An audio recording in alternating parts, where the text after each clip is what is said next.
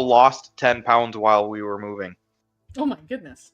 Did you just super dehydrate yourself? Because that'd be my Did you put it in a box somewhere? Well, that and just loss of appetite while doing all that shit. Oh yeah. We should be good. Okay. Like we're going? Hmm? Oh damn. Okay. Welcome everyone, as we set off for what is potentially the final time answering the call of the hunger. The party there is not necessarily us. We're not gonna finish this tonight. As a matter of fact, only one of us is answering the call tonight, as Emery sets off roughly 30 days-ish before the rest of the party. Emery. Yes. As you say farewell to the rest of your compatriots and get ready to leave Lemoore, please tell us what you do to prepare and what that all looks like. Well, I at least try to give everybody a hug goodbye. Like, it's only gonna be a little bit, but I'll miss you.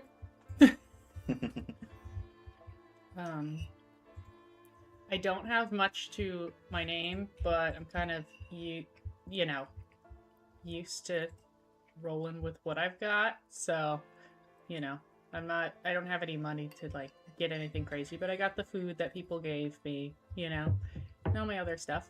So I would maybe ask, well, trying to think of, see, now you're making me second guess myself. I was just gonna go start heading south along the road.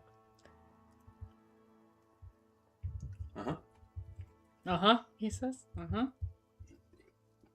One does not simply walk into the woodlands.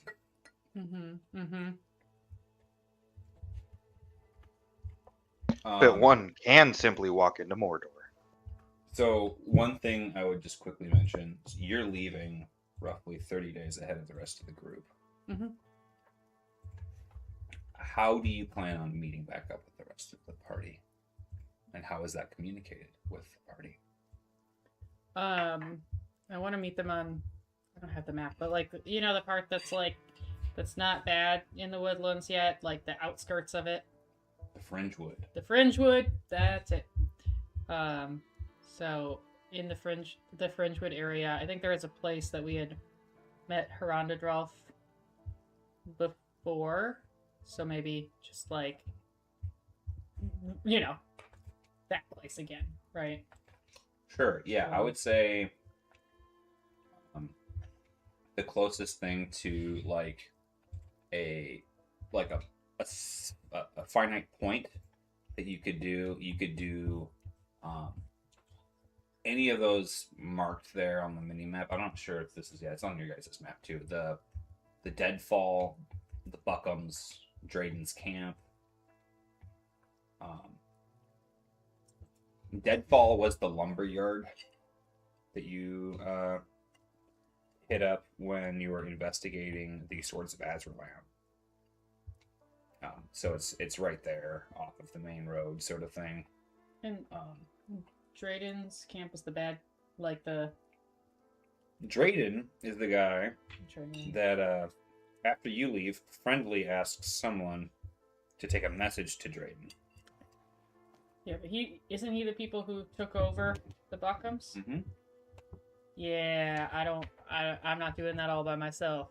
That's other folks are more invested on that. So as kind of getting you a little bit on the timeline wise here, it's been maybe about a twillet or so since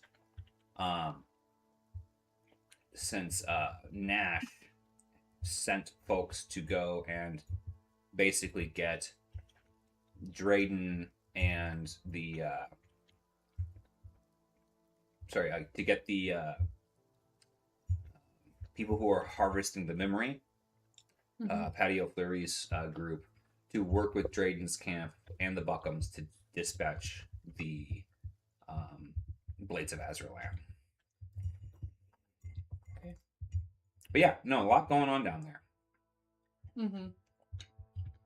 So I feel like I think the orange points where Heronderdolf was before, right? Yeah, approximately. Yeah, around there. You'd met him in a field, and he had secluded himself in the woods for some time, and was off doing stuff. So I think I'm just going to say there again because Sure.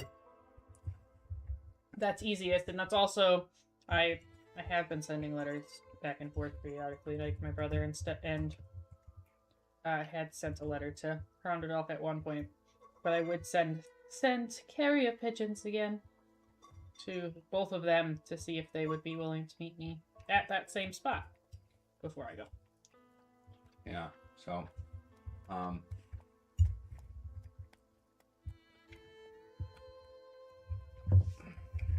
Anybody you're have saying anything? that you've sent carrier pigeons to Heronderdolf, who's been kind of on his own doing stuff. I had sent a letter at one point to them and brother. I don't remember what you sent to him. I just gave him like an update on what we were doing and how we were progressing with figuring out the cure thing, basically. Well, that was taking a lot of time. Yeah, I'm just trying to remember how that all worked out because I don't remember it. I do remember her saying it, but I don't know why Heronderdolf and her brother would be together unless they were two separate letters. Two separate letters. Yeah. Yeah. I'm just trying to work out the logistics. So you sent off a letter using your specific power that would allow a bird to find someone in the woods. Because there's not like an address or a carrier pigeon place. Yeah. You know what I mean? So, sure. Yeah. You never heard back from her. Yeah. Okay. Nor would you have heard back from Oliver, simply because they don't have the same powers as you to talk to animals, etc. Yep. No, that totally makes sense. But yeah, I would send another one asking them if they meet me at that location in X amount of days, whatever I should know by now roughly how many days it should take me to get there. So. Yeah. One thing you would know is that Oliver wouldn't know where this random area is that you met Heronderdolf. There's not any sort of like special markings. It's not a lumber yard. It's not a tower or a fortress. It was just a spot that he was camping at originally. So, just that's something that Emery would be aware of. Okay.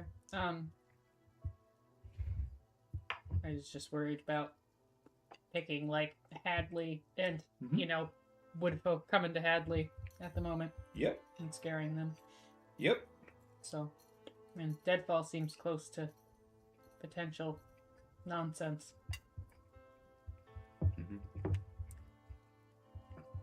Yeah, but it is a real obstacle to address. How do you describe an unordinary place to a person who's never been there before? Okay, I guess I can tell them Deadfall instead. I mean, and you can tell Heronderdolf to meet you where he was before. That's absolutely fine. I just simply piecing it all together here for you. So. Yeah, I guess I can tell them both Deadfall then, because that's a location that people can recognize. All right. You send off the birds. Hopeful that they will have some sort of response. I would say that I don't remember what you talked about with Oliver, but I would say that you had gotten a response from Oliver in the past. Oh, you said it. Okay, that's fine. Sure. Cool. Oh, wait, sorry. You're he right. said he didn't. Yeah, correct. So you do not. Once again, you do not get any responses. So, got to keep me in line here. Yeah, we're ironing out some kinks here. Okay, so yeah, all right. I'll give everybody hugs, and if they have anything to say to me before I go, please let me know. Goodbye. Bye. We'll see you in a bit. Yeah. We'll see you in like a month. Yeah, I'll be fine. All by myself. Okay. And with that, you set off on foot to Deadfall. Correct. Mm-hmm. Okay. Yeah, on foot. Mm-hmm. Other people could be not on foot if they want to catch up with me faster. As you do, you take the major paved road that heads down south towards the Buckums, and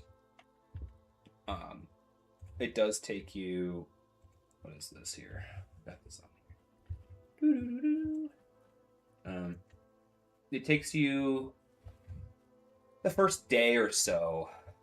You don't really come across anything of import, and it gives you a chance to get some fresh air amongst the farms and fields. Give me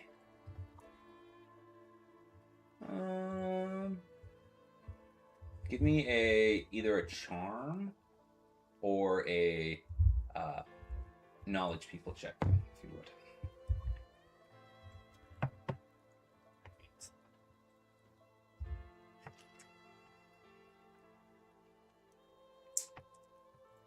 I need dice. You have all of them. I have all of the dice. Oh, Yeah. that sounds irresponsible of you. It is. Take what you want and just hand it back when you're done with that. Okay. Yep. Give them back.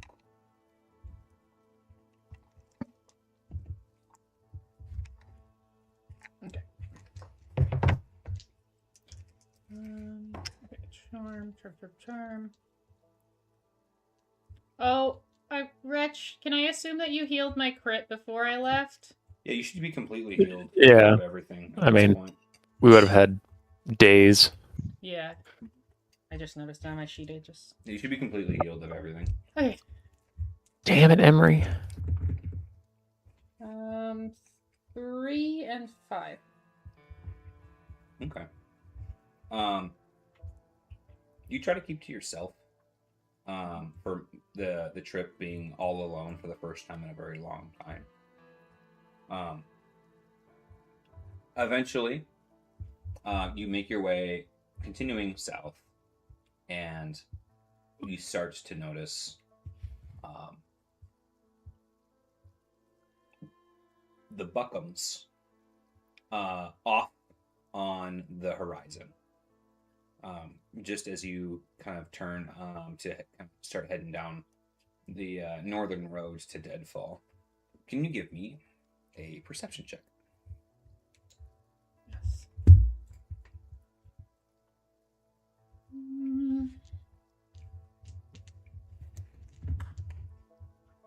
1 and 2. 1 and 2. You notice that the silhouette of the Buckums is a little distorted, and it looks like there is probably a large massing of entities there. But you have the option to continue on your way to Deadfall without getting dangerously close to Buckums and whatnot. Yeah, I will continue on, but if you'll let me do the bird thing and send a message back to people and just mention it, that what I saw to the team. Yeah, I would say if you take a little bit of time on your rest at night. Then you can meditate long enough to channel the duration that it would take to get a message back to the tower. Okay. What does the message say? I'm assuming you write a note and give it to the bird. It says I'm along the main road, passing by the Buckums.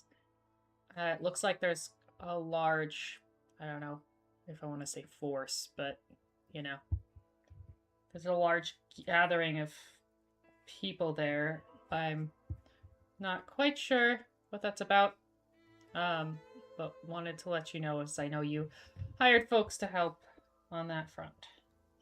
Mr. Bull. Nope, not Bull. I'm so sorry. Mr. Nash. Okay, love you, Toodles.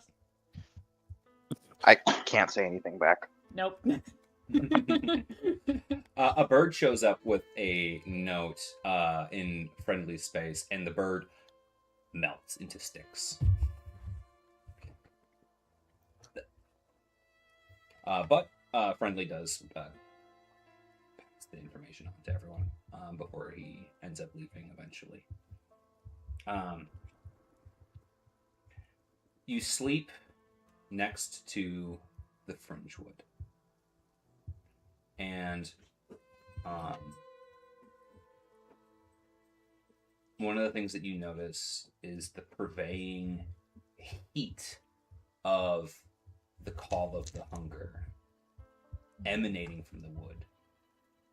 It's so strong now that it has completely occluded the Fringewood and the woodlands. Oh, okay. Well, that's no good. You spend the night. I'll spend the night outside of that, yep. Yep. And continue on your way to Deadfall. Yeah.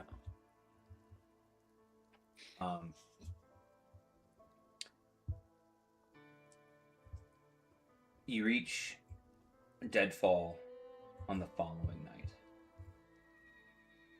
And what's your... Was that 2 nights of travel so far? This is the 3rd day. Yep, that took 3 days to get to Deadfall. Okay, I was just gonna mark my rations, sorry. The 3rd day, you get to Deadfall, and one of the things, I suppose, you'd investigate Deadfall, and no one's there. Okay. As you recall, it takes a lot longer to travel through the woodlands than it does to travel along cobbled roads in the peaceful village of relatively peaceful village of Lemoore and the farmlands therein. Your brother is in a war-torn space where travel is, even on the best of days, not well suited. What do you do?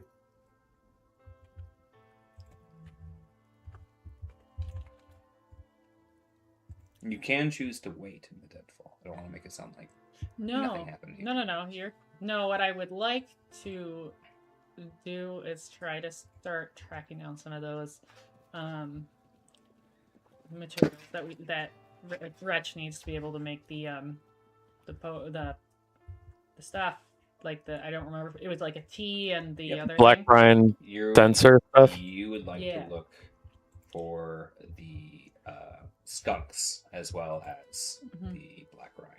Yep. I want to look for both of those things, and if I happen to find food along the way. But I want to kind of do it in a way that if it's possible for me to still be able to like rest outside of the, the Fringewood.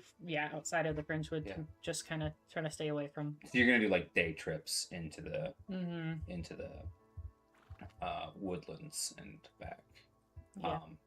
Something that you notice throughout your journey here is that your necklace makes you infinitely more comfortable underneath the night sky than you had been previously. So you journey out into the Fringewood looking for these things, knowing that the skunks are probably much easier to find down towards the Grey Glade, where the boundary to this world starts to leak a bit. But you know skunks, you know where skunks like to live, and they're a bit of these ones are, because they're so well fit to phase to different areas and whatnot. They're pretty good at surviving and adapting into the environment. Go ahead and give me a survival check. Okay. I also have hidden storage. Just so you know.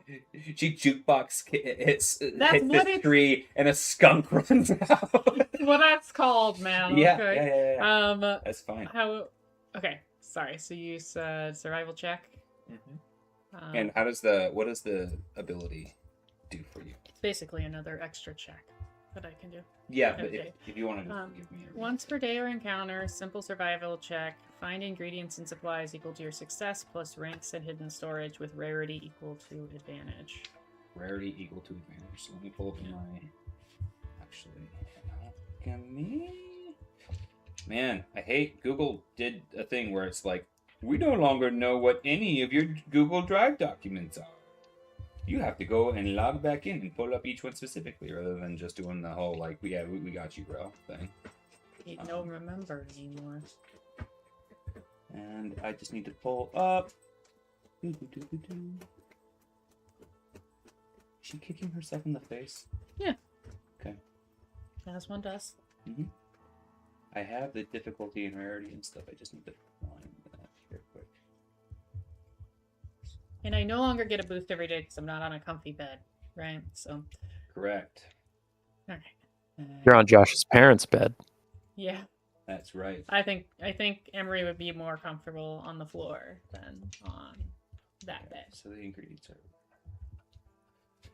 okay. Did you have the difficulty of the check? Simple. Okay, so you just roll. I got a triumph, a success, and 2 advantage. Oh wow. Okay. So what does it say about the success? Is that how many? Let me go back to the. Sorry. Ingredients. Slash crafting supplies equal to your number of successes, plus ranks and hidden storage. So that's 1 plus, like 1. But I don't know what to do with the triumph yet. And Yep, I already know how the triumphs. Yep, and then the rarity equal to the advantage. So. Okay. So, as you are stalking this skunk, wiggling his little butt, going back into his home, you see someone drop out of one of the trees and lands bagging the skunk. Quickly clutching it, trying to tie it shut, almost like if you see a calf wrangler who's like can do it in like record time sort of thing, right? Yeah. It's a wound. Not what I recognize. Or too far away to tell. I'm gonna say with Triumph, the Triumph is procking the situation, so not some you don't immediately recognize the backside of this random person in the woods. Hello there. I was. She quickly startles and looking over in your direction. What language are you speaking right now? Are you like is it primitive in the forest or whatever? Yeah, you're using whatever local dialect of the forest. You're not using like Lemoore Common. No. Okay. Who do you think I am? No. speak what feels more natural in my tongue and better suits the situation. Yeah. Uh-huh. No. Actually, I was hi. I was following that. She looks over and quickly you see a scowl form on their face as she pulls it to her chest and goes, "We need it." Of course, everyone certainly needs as much of these as they can find. Who are you with? I'm just getting back into the forest after a bit. She kind of looks around for a moment and, who am I with? Who are you with? I am one of the Unbowed. We have dominion here. Unbowed, is that the other side? You've never heard the phrase before. The Unbowed. Sorry. I'm not from here originally, but I'm helping to try to cure Cinder. Have a plan. You But- see her ears kind of like flex in kind of confusion with that statement. He's causing the feeling of the hunger, right? We think we have a way to fix that. She kind of cocks her head for a moment. I do not recognize you as one of the gatherers. We were sent by Watandu Lest for these things. Oh, thank God. Gods, I guess. Oh, you're with Watandalas. Good. He knows me. I'm Emery. And my brother is She kind of stands up a little bit on her hooves, making herself taller as you talk. Go ahead. yeah. And my brother's Oliver. And no, we're working with well, we've worked with Ronderdolf. We're good allies with him. Me and my team. It's just me See her right kind now. of like her teeth kind of like one of these. Give me a interpretation check.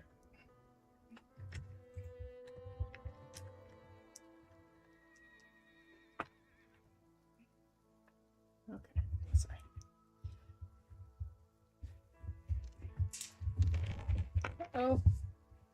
1 and 3.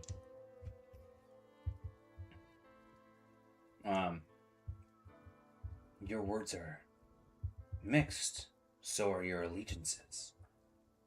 You claim to be. She kind of looks over. One second.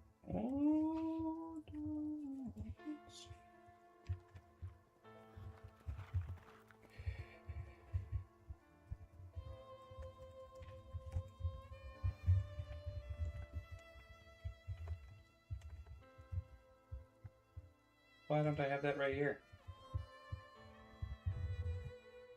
What tribe are you? Natari? No. Nope. That's not right. I don't know, man. My old notes are gone. Nintonga. Montonga. Okay. Yeah. She looked at you and goes, You came to be brethren with the Nintongan. You clearly walk with the Outlanders. And then you ply me with the namesake of my own tribe leader, and yet have the gall of speaking of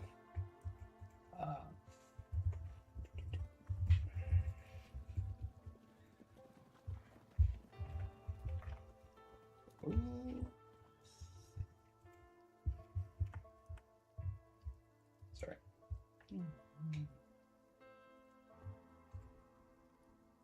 I have the gall to speak the name of one of the leaders of the herd, and those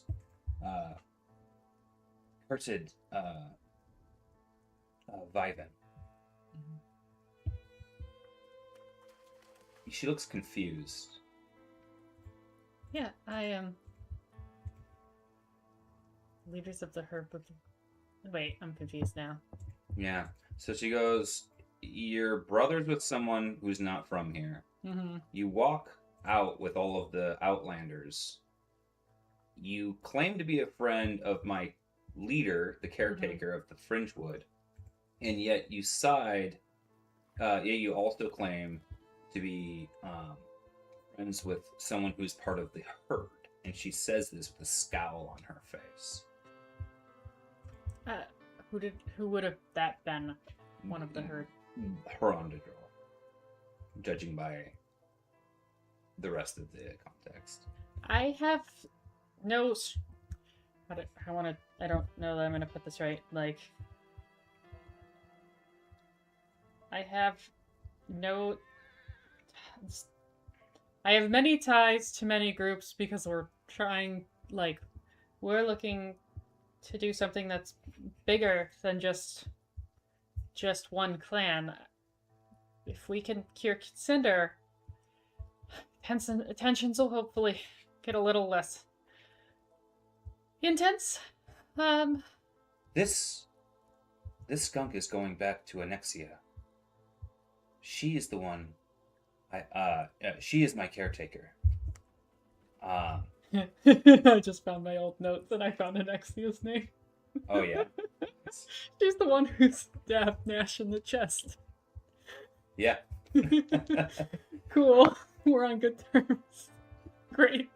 This is going well. This skunk belongs to Anexia, who brought to us the salve that might help with the plight brought upon our people. You guys at the huge war front that you fought a long time back. Mm-hmm. You guys were hanging out with Anexia for a while. Mm-hmm. And you told her about the skunks and the black rind. Mm-hmm. Way back then. Yep. And she actually listened, even though she kind of hated us. She goes, I'm taking this back. You're welcome to be... you're welcome to join if you truly are Kith, but... She kind of looks around. But if you're not, well, I suppose it's within my best interest that you come too. Oh, okay. Yep. Well, sounds good. I'm sure this will go well. I came here all alone, didn't I? Okay. Well, I'm friendly. It's fine. Okay. Can you give the other folks a second to maybe do things? I want to go grab cake. Yes, absolutely. So, Wretch is trying to make a pizza. ooh, nice. Yeah. We've talked a lot about some of the things that you guys are doing, but I want to know about the day-to-day. How Wretch is inventing pizza, or does pizza already exist? See, I was memeing, but if you're wondering what I'm actually doing with the day, there's a good amount of still healing like the sick around, because we didn't fully deal with the black spot, did we? No. I imagine there's still people that are like sick, so Yeah. I mean, I'm probably manning the pharmacy tent now that kind of the culture around town seems to be like remedying stuff after a catastrophe, so it's just kind of like, yeah. Yeah. You know. There is an influx of memory moss or lichen that's being used to treat some stages. There are some other stages that are being treated in different ways, and yeah, it does take a village to try to keep people cured. So there's room for you for sure. Yeah, so I'm healing people. And you had a couple other things that you were doing that we had already talked about, because Emery stuff is a bit of a flashback. Oh, gotcha. So it's like I am working on, probably over the course of this month, like crafting / buying the profession and tools to make a sensor, not like a technology sensor, but like the thing priests would use to fling around incense. And I was going to use that to That's make... what those are called. Yeah. The or herbal tea we used to use to stop people from going crazy due to the hunger. I was gonna burn the herbs and make a smoke, but just kind of a more portable, hands-on thing rather than in the middle of a fight or whatever, because we're gonna be super close to Cinder. So it's like I could imagine there being a higher intensity of hunger issues, and that doesn't seem like a great time to be like, everybody sit down for a calming cup of tea, rather than just like start the sensor up and wave it in like Nash's face, like no, hey, no. So I got here in my notes, 80 silver. You have a recipe, 2 of each of the 4 rare ingredients. With the sensor, you can apply the whole party during a short rest, and it makes the group immune to the hunger and other effects of insanity. And other range effects last a day. I have 10 rage potion stoppers. Yeah, that's what it says. So that's just like, I would say it's applications, right? Okay, so I have 10 charges for the sensor. Currently, yep. And it basically costs 4 more of the black rind and skunk stuff total to make more, which is effectively 80 silver. Gotcha. So that's what you're looking at there. Okay. But yeah, Emery, are you ready for a little bit more? Sure. Well, what are Nash and Ilya doing? Whoa. We had done a lot with you guys last session, so I'm trying to get Emery caught back up here. So I would like to hear some of the other folks, but I only have so much content, and unfortunately, it's weighted towards one person currently. But what about flavor? Can we at least do the flavor text, like the me healing the sick? Like, what are these two up to during this thing? Yes, please. Ilya? Hey, I'm Nash. I lift shit. And I'm hiring mercenaries. Yeah, I was gonna say, there's like, you start with the dregs, and you just start like hiring a couple people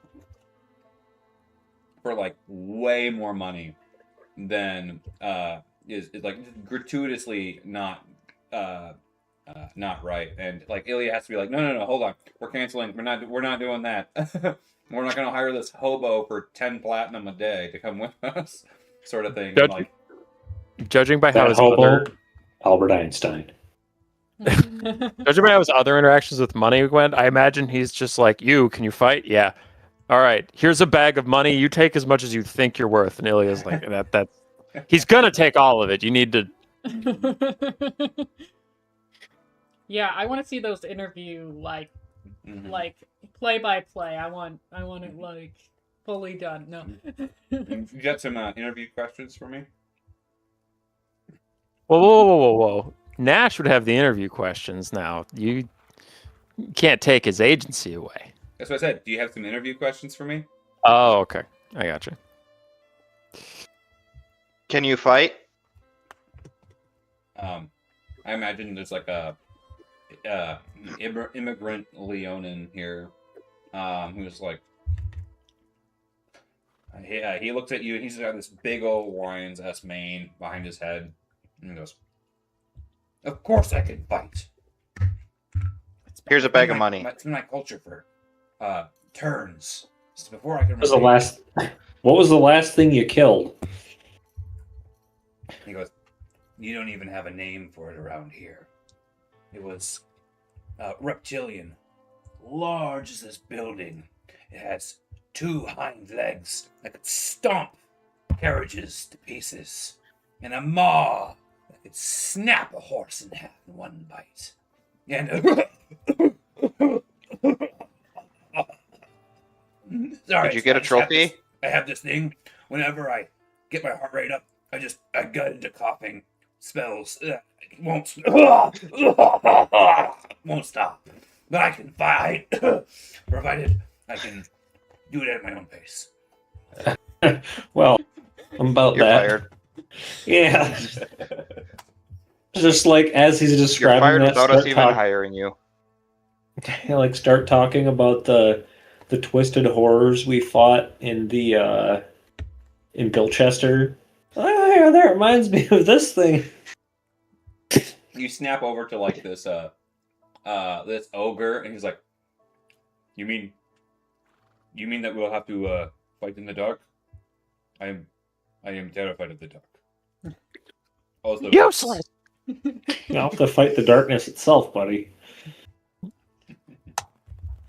Emery, you are led back to a small party that is loading up these supplies on a carriage, which is a bit unorthodox because the Woollands don't use carriages. In fact, there appears to be some armored guards with them in plate mail.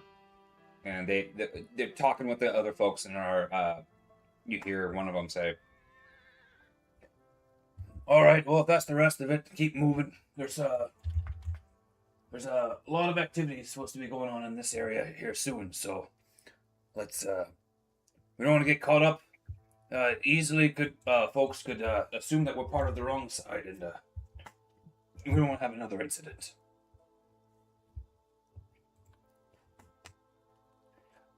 And so yeah, you see that they've loaded up a lot of the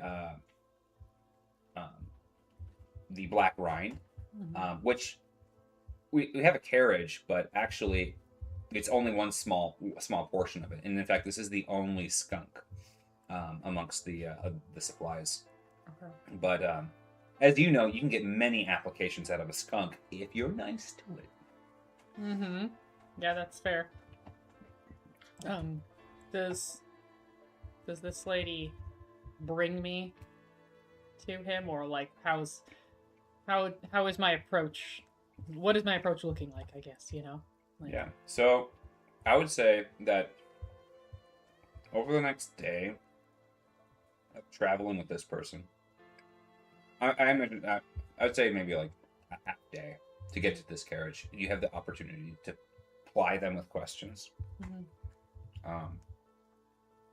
You learn that the Unbowed is what the resistance to Cain Valak has named themselves. The Herd is anyone who is under the Apex. And the Apex is essentially the king of the forest. Wait, sorry. So the herd is okay. Yep. So the Herd works for Cain, or is subservient to Cain Valak. Yep.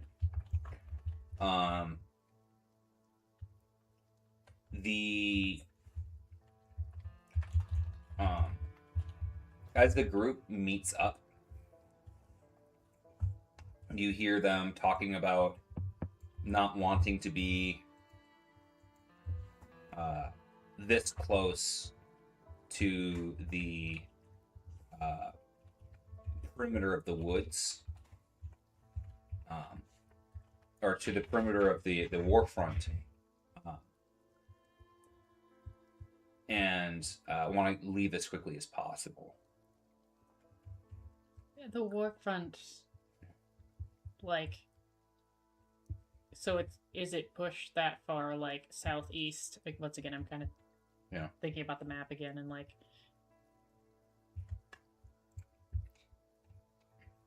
just trying to get gauge of. Yeah, absolutely. This is you put yourself in a spot of getting all of the first information going back into what's going on. So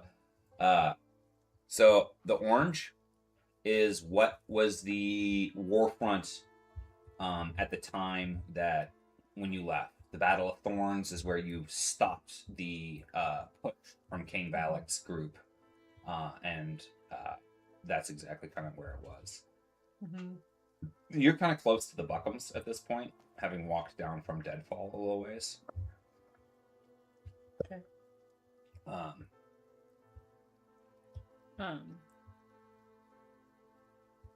How is the fight going? They kind of look at you and give me a charm check. Will do. A triumph and 3 success and 2 advantage. Nice.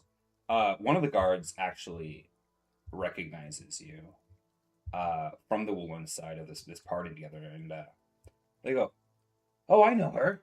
She's Oliver's sister. I remember you from back at the Nexus." Oh, hi. And I know his name, okay? Oh yeah, you do. Yeah. Okay, actually, you know what? I think I might have someone who was there actually. You could just insert name. It doesn't have, just if, Ooh, if yeah, I can just make It's up a name on the Bob. spot. That's fine. No, I'm not saying you need to make up a name. I'm just saying, Yeah. like, Got it. generally she does like know him by name. She's Mhm. remembered. That's all I'm. Yeah, there was actually a group of Woolund who had fought in the Battle of Thorns and had retreated with you guys, and you recognize them as someone who had family that was working with the several brothers and sisters, and whatnot. Sure. And so yeah, they vouch for you. At which point things seem to get a little bit more comfortable as they make their way back. There's still a couple people are still like a little uncomfortable with being like, this is where our base is and stuff like that. But one thing that they mention is that the leaders of the Unbowed did decide to release the corpse fleas, which was something that was of great debate when you had last left. And the corpse fleas were underneath the basically there's a couple of figures. Broodlord Yokkrich who is like the head of the Tekeknu with this group, with all of your faction. He reports directly to the queen, Alexandre. But underneath of him is Praetor Muktak, who's more in charge of like the warfront stuff. He had got a substantial amount of singers from Paratisium, and they are groups that can control corpse fleas. And what they did is they released this plague of corpse fleas onto the warfront.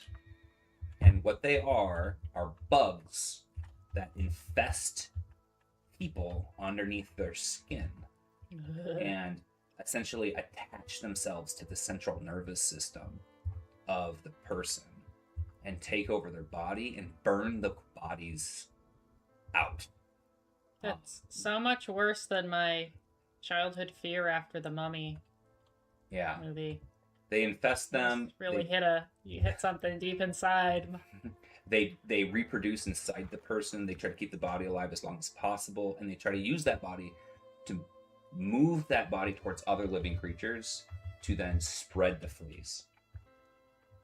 And the singers can control them.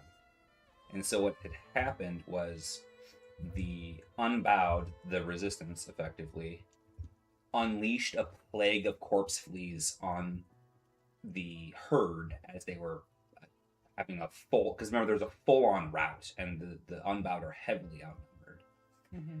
And what you learn is that the corpse fleas effectively pushed the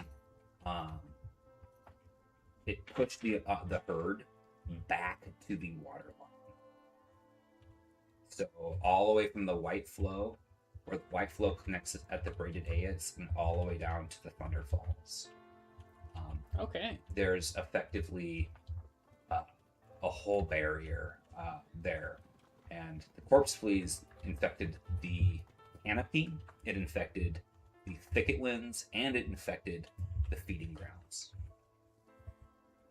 Since then, the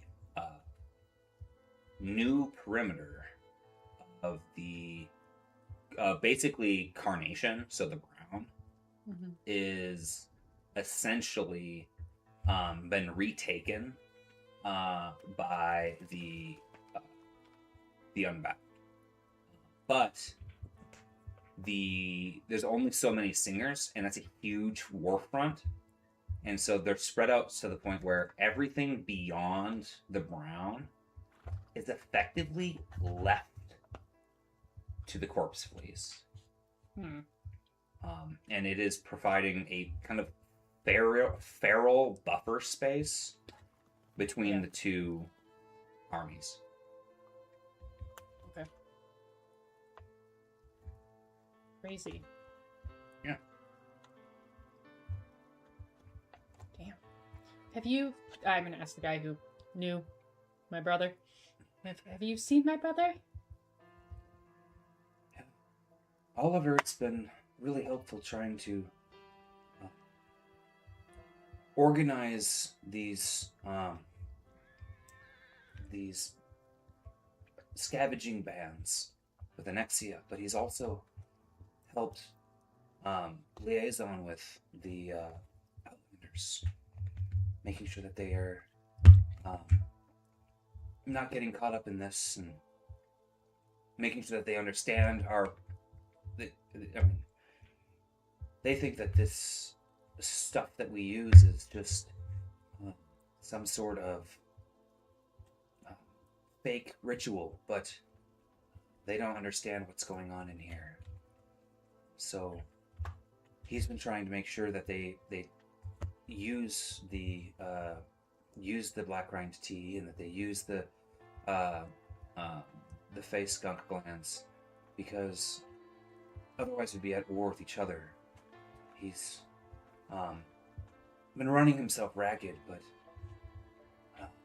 he's been kind of helping move each pillar of our community to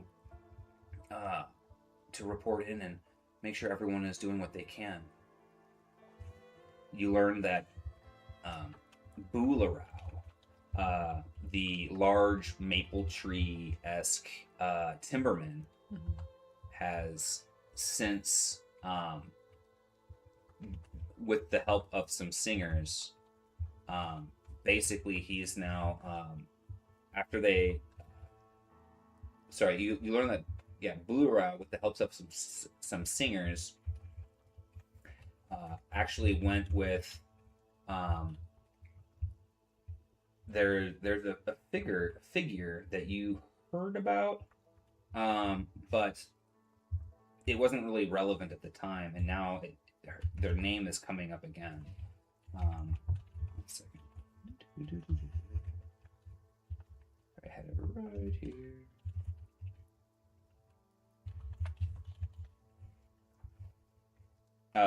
Day Swain is their name. Day Swain was a competitor in the Trials of Submission. They pledged to Scrot, and they were attempting to grow an Evertree out of the ashes of the Great Fire. Okay. And so they went down to go basically try to do that. Figured, who was the one who gave you? He's the timberman who had the long flowing silver leaves of kind of like a cape on his back.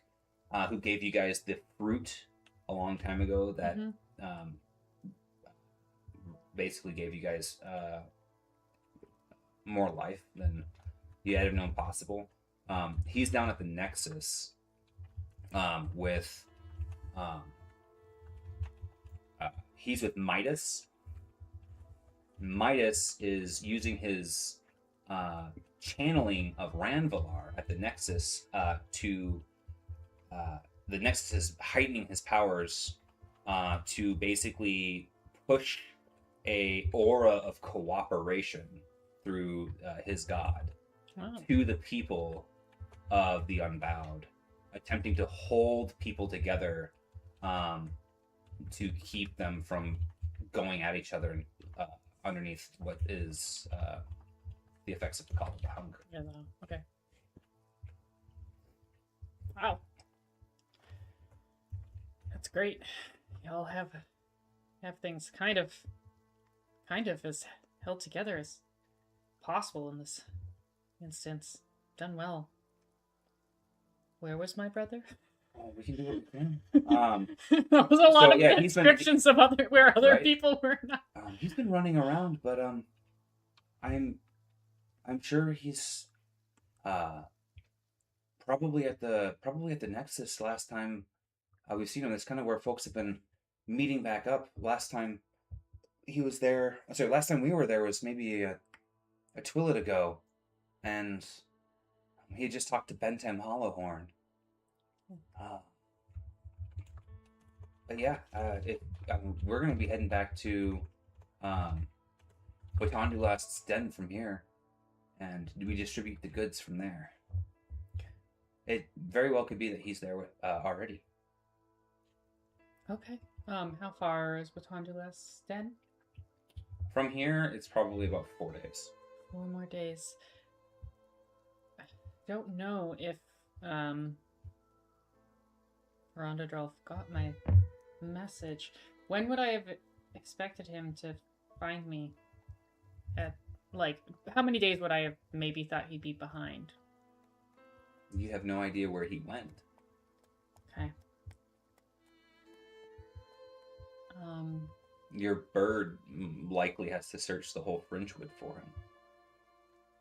Maybe this night or whatever, the next night. I'll continue on to Watondulast area, but every couple of nights I might try to send a bird to see if Rondadrolf's shown up at the Deadfall, if that's possible. Yeah. If not, let me.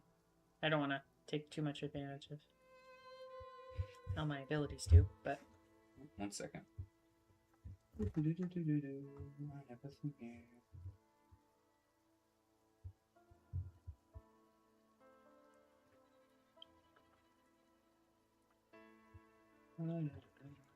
One second, sorry. Just checking my notes on what I have going on with Rhonda.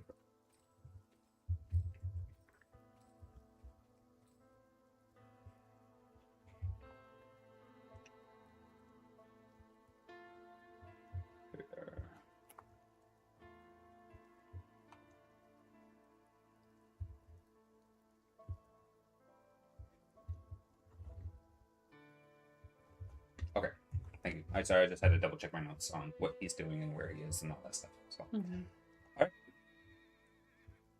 Okay. So yeah, I'll continue with those guys, but I'll try to scry every few days over to where I said I would meet him just to see if maybe he's there or not. You know.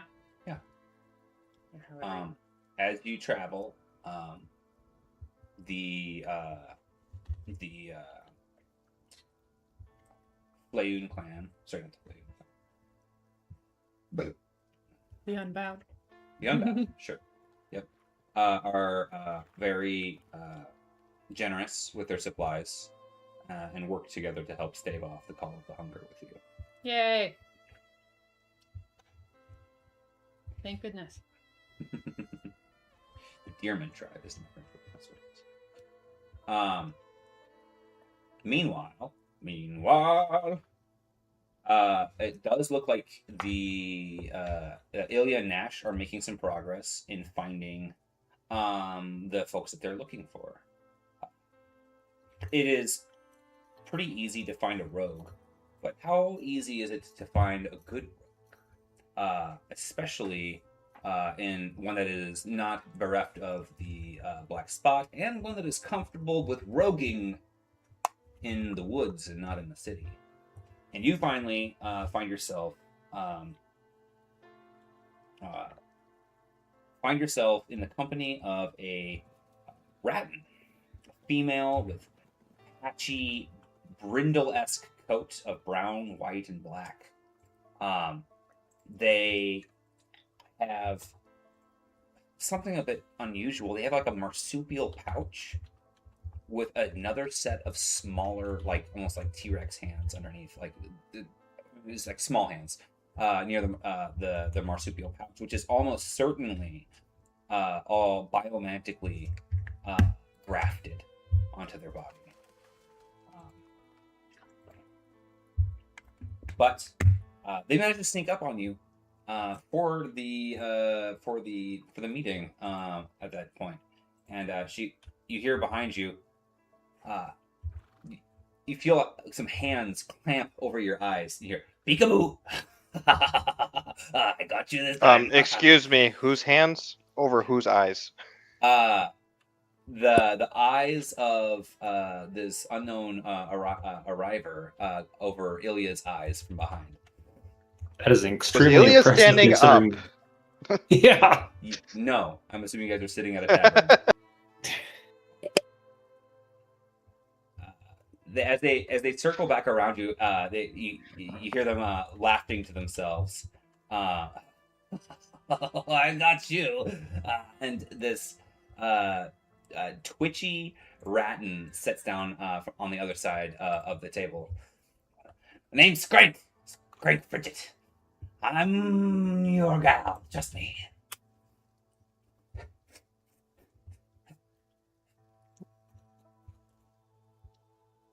What an odd way to start a conversation. Wretch, are you with us? No. You know our buddy Wretch? He's also a rat. I've retched a few times myself, but no. What do you think? That all rat know each other? That was fucked up. Hey, You're the Everyone only. I knows think you're Ilya's one a of little two rat racist. that he's met. hey. I might be a rat, but I'm a high-class broad. You think it's You think it comes easy to have such splendorous enhancements as myself? No. It's because I'm good at my job. You think I'm Okay. dirty just because I'm terrible at thievery? No, it's because I'm blending in. I'm blending into our surroundings. Look at you. You're filthy. Did you just say you're terrible at thievery? No. I'm saying you think I'm terrible at thievery. But guess what? She pulls one of your health potions out from behind her. You been looking for this? No. Well, it's not ectomusk, so I'm not really interested. She passes it back over. Okay, so you're good at stealing. Are you good at going unseen during a fight? Unseen during a fight in the forest. If I wasn't auditioning and displaying my splendid body before you, you never would have known I'm here. Another question. My folks. Have you ever died? Have you ever died? What kind of question is that? I have. died once. He has. This conversation here is boring me to death. I'm looking for excitement. My folks, we don't stick around too long in a place like this, and I got all the things I need out of Lemoore. I'm looking for another adventure. You just need to get out of Lemoore, don't you? Hey, what do you think? All us rogues are in desperate need? I got other jobs. I got other stints. Get But going on. the Frigid clan is a wandering clan. So important- I kind of just take oh my god, I'm forgetting your name. Can't Dustin's spell character. Frigid What's without his fidget. name? Ilya. Ilya. So I just kind of like turn to Ilya and like grab him by the shoulder to like turn him around in the chairs. So we're whispering, but we're not really whispering. Something seems kind of off about this one. You look back over and you see them like just hitting this small glass pipe.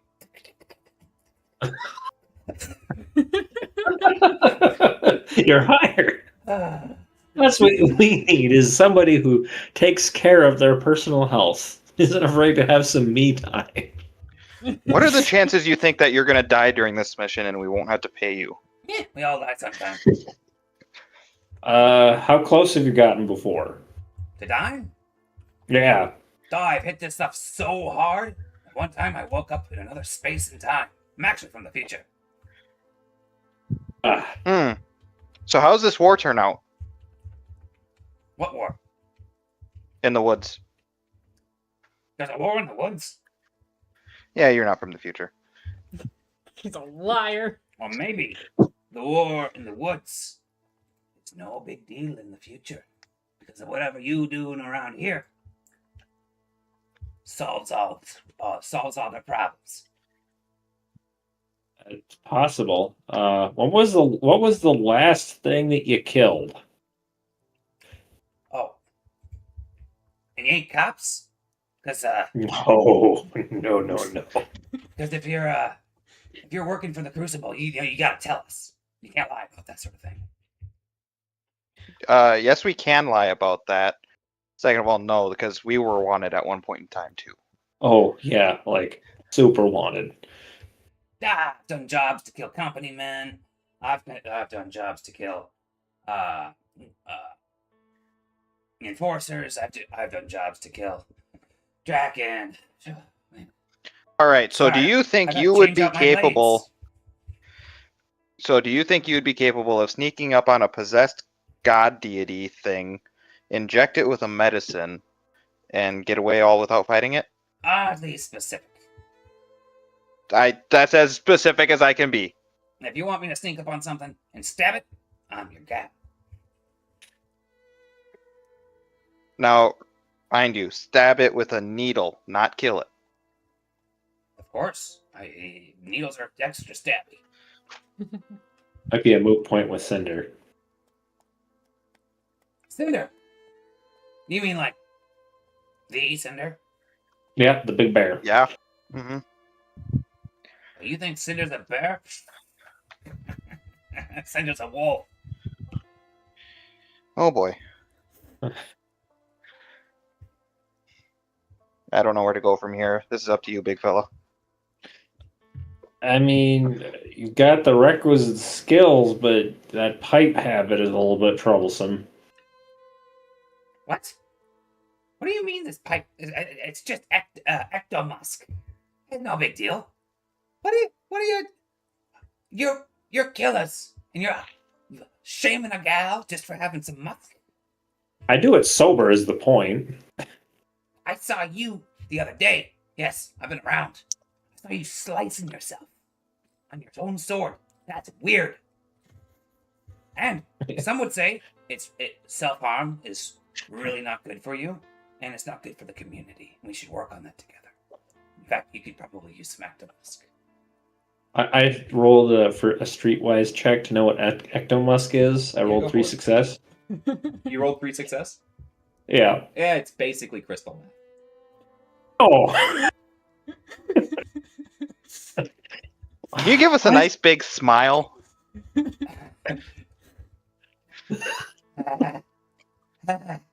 What do we see? How long do I have to do this? There is 2 big pincers right up front, and everything else is gone behind there. Okay, yeah. We Okay, gotta walk so- away from this one. And we will not be needing your services. And if you try to steal from me again, I'm gonna hurt you. Okay, well, there goes Skank Bridget, the rogue. Damn. I thought there was a lot of potential there. I didn't think she would be too afraid to die for the cause. And more meth. Yeah, but do you want to try and get exactly what we want out of them? Well, she has to deal with the hunger while suffering from ectomusk withdrawals. I bet she has a really high tolerance. Okay. Oh yeah.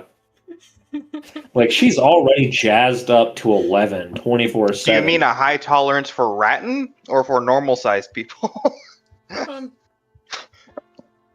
Does it matter with the hunger? Emery. I was referring to the meth, but yeah, that makes sense.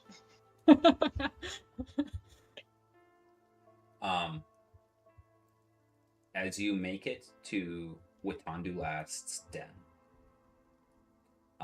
the cart is met with. So you are met with Anexia, who is taking great detail to inventory what is now a kind of like a caravan. In fact, the cart gets filled up more and more as you come further into the woods.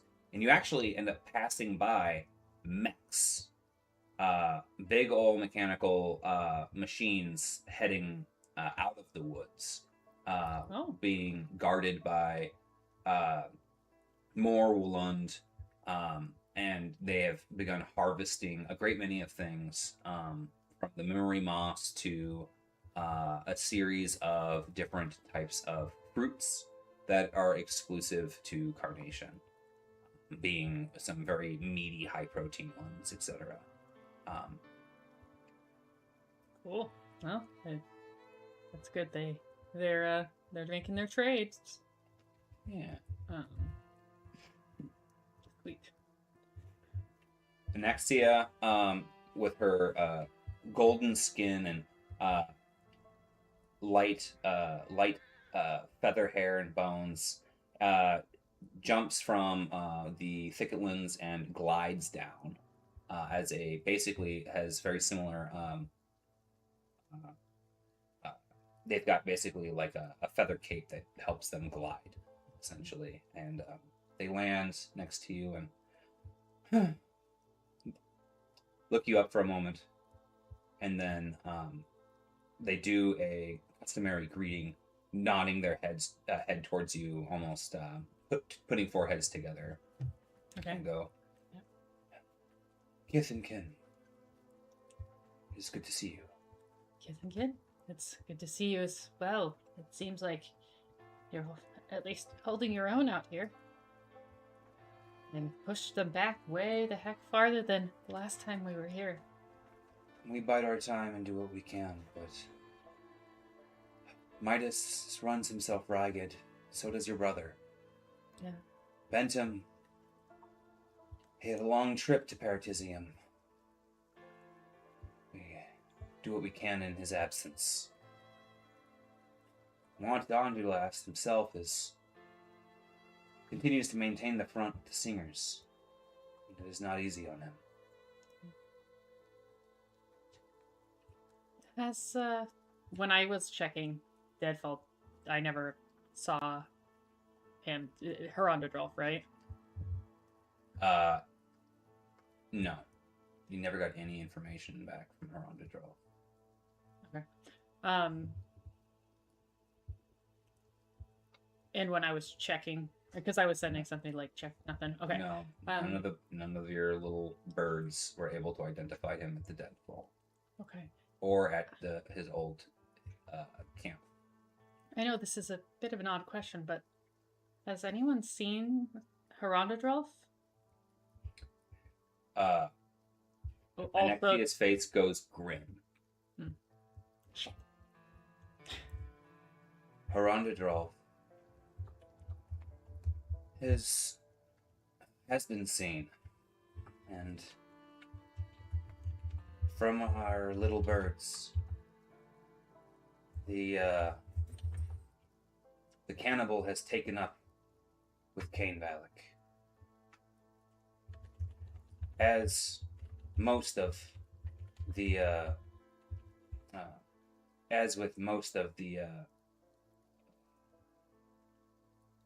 Viven clan. No. Herondadrolf was going to help us. He was going to help us take Heal Cinder. I'm sorry, but Uldrian and Hasarion and Nanakris are the only leaders of the ululation of the Viven clan that came here. Of course, we expected Hasarion to join us when your brother rode Uldrian and brought Bentham Hollowhorn to safety. Nanakris we did not expect, to be quite frankly. Not entirely sure she's on our side, even though she claims to. Nanakris is the channeler of all Yakovi, who is basically the god of the sly, right? And yeah. So she comes to detail that essentially amongst your group, you have Patio Fleury, who is the head of the artillerists from Lemoore, and he runs the mechs and all that sort of stuff. You have the Dryads and the Keepers of the Dryads. You have the Tekeknu. Midas, Nogrin, and Akaris are the Midas and Nogrin are the herd callers who are left helping you guys out. Watandulas continues to lead his whole group of the Deerman tribe here, although they have suffered some deaths, which you've seen firsthand. Amongst the Sillen, Bentham Hollowhorn, who is the leader of the Sillen clan, as conservator, managed to make it here. But unfortunately, Julian and Dyra Hartmain, who betrayed them, took much of the clan over to side with King Valak.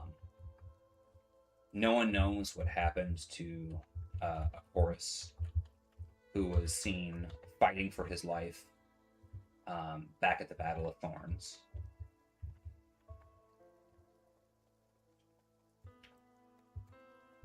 I just can't believe that Randolph. He was certainly going to help us when we left. I don't understand what changed. I'm sorry. Totrios, Vinos, Raniel, Talea, and Herondadrolf all bent the knee. I don't know if it's from the proximity they are to Cinder. If it's the fact that they are the stewards of Yggdrasil and the keepers of our most holy site. Or if they were just cowed by Cain.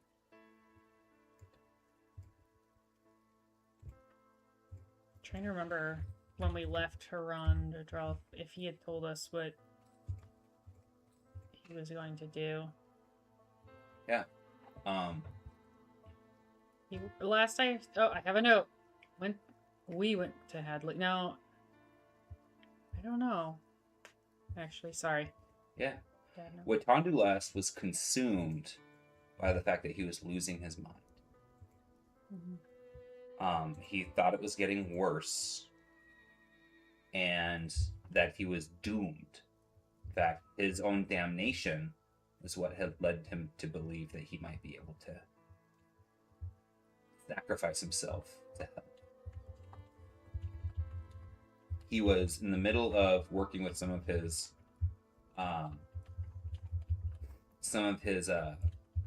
progeny when last that you guys had heard from him, but you carried to him the news of the war. Mm-hmm. And he is a leader in the Ululation. He is a leader of the Sillen tribe, the Vivan tribe. Mm-hmm. You guys have been gone for a very long time. It's unfortunate. Tried to send him an update, let him know we were working on it, but that's fair. He couldn't wait any longer. Damn. Oh, I don't know what to do. I have to wait. Okay, well, no matter what, I just have to keep moving forward with my current plan. I don't suppose my brother's here? Yeah, he's in the canopy. Oh, good. I could use a friendly face. Not that your face isn't friendly, but a family face? Let's just not stick any daggers in each other's backs, okay? Yeah, okay.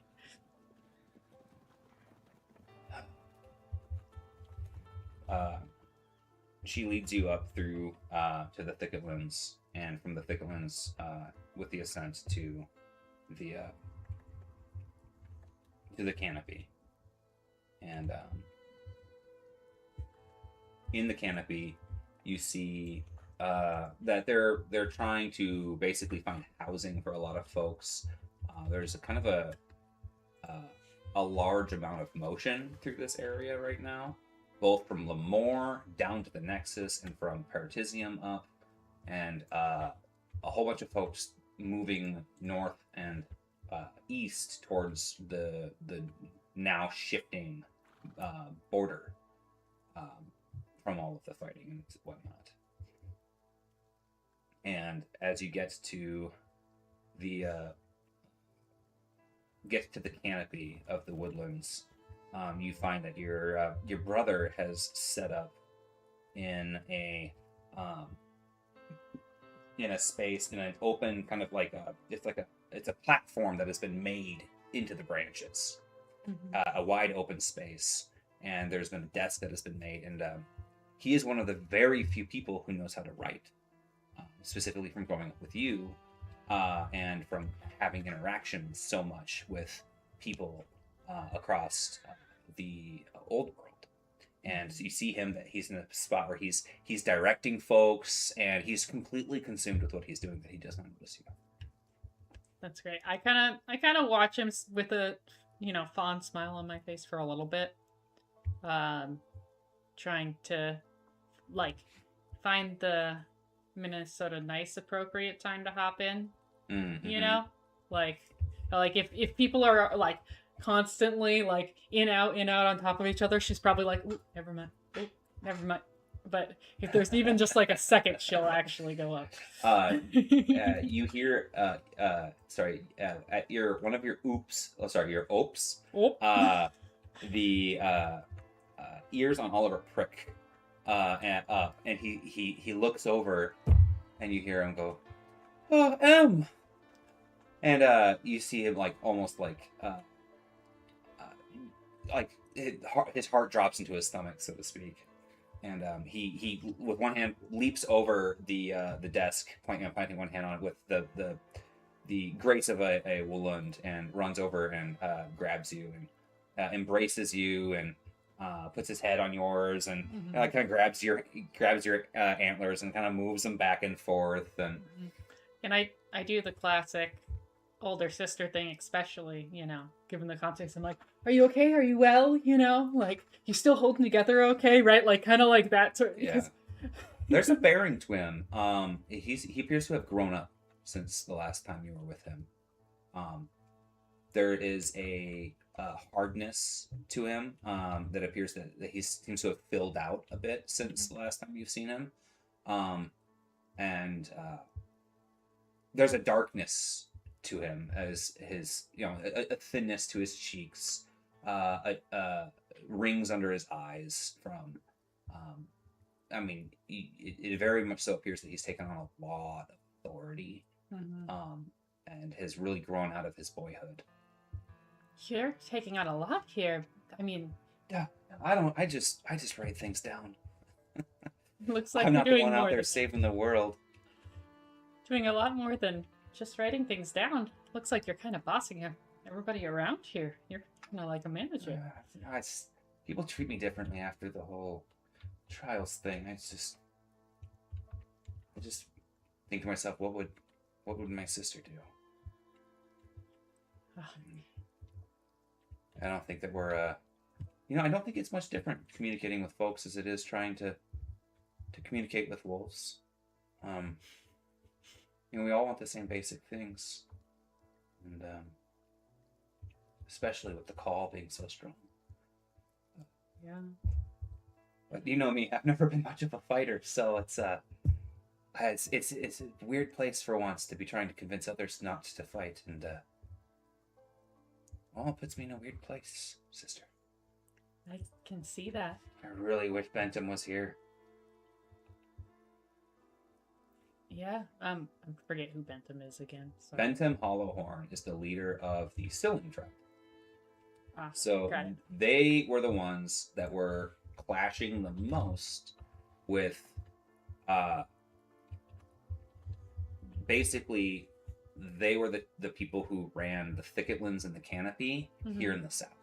Yeah. And their beef was the Tekeknu are destroying our trees, and the Carnation is expanding. Yeah. And that's not okay.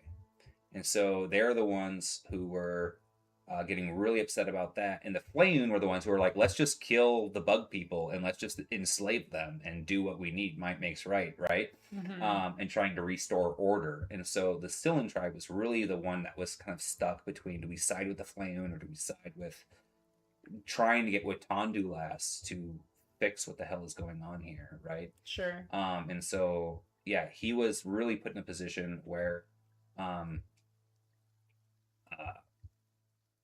it was really hard to figure out what to do. And what you learn is that him and Watandulas took the trial of Ranvalar and pushed a boulder up Yggdrasil. And what had happened was they were betrayed by Dyra Heartmane, who basically caused the boulder to go back down the hill and crushed Watandulas. Benton just managed to escape by the hair on his hawk, so to speak. But yeah, so he's been in a spot trying to deal with friction for a very, very long time. Well, is there anything that I can do to help? I'm here in advance with the rest of my crew, just trying to get a beat on what's going on over here. I know it's been too long since we've been back. Kind of looks around. I don't know, can you take over? Well, we'll be trying to, once my friends get here, we'll be trying to cure Cinder. Unfortunately, we just lost a big piece of what was going to make this whole thing work. And I've still got to figure out what to do about that. What do you mean? Well, and I'm not gonna, like, do it in person, right? But I'll explain to him, like, the thing that we had figured out about how how our cure would work, but that we'd need a vessel, and that Herododrolf had agreed to be the host of that, or the intermediary host. But I don't know if I guess now he's on Cain Valek's side, and maybe we just left him to his own devices too long. I don't know what's going on, but without him, we have to find something else or someone else. I'll do it, sister. No, you won't. Listen, I've already gotten a second life. Nope. If that's what is needed to make things better than here, then I don't know if this is going to last. We're doing the best that we can, but eventually the corpse fleas are either going to burn out or they're going to be too much for us to be able to deal with. And while the Tekeknu are confident it's the prior over the latter, it's still a lot of dead folks, and then there's nothing between us and Cain Valek, and they're going to come back. I got you a second life, and you're going to live it, my friend, and it not just for a couple of days here, okay? You're needed here. The whole everyone here needs you and what you're doing. No one else knows how to write, and look at all these numbers you're crunching, right? I'm looking at all of his papers. Yeah, you told me those classes would work out. I'm just glad I kept up on the numbers for the sums when we were exchanging the wolves up in Bronton.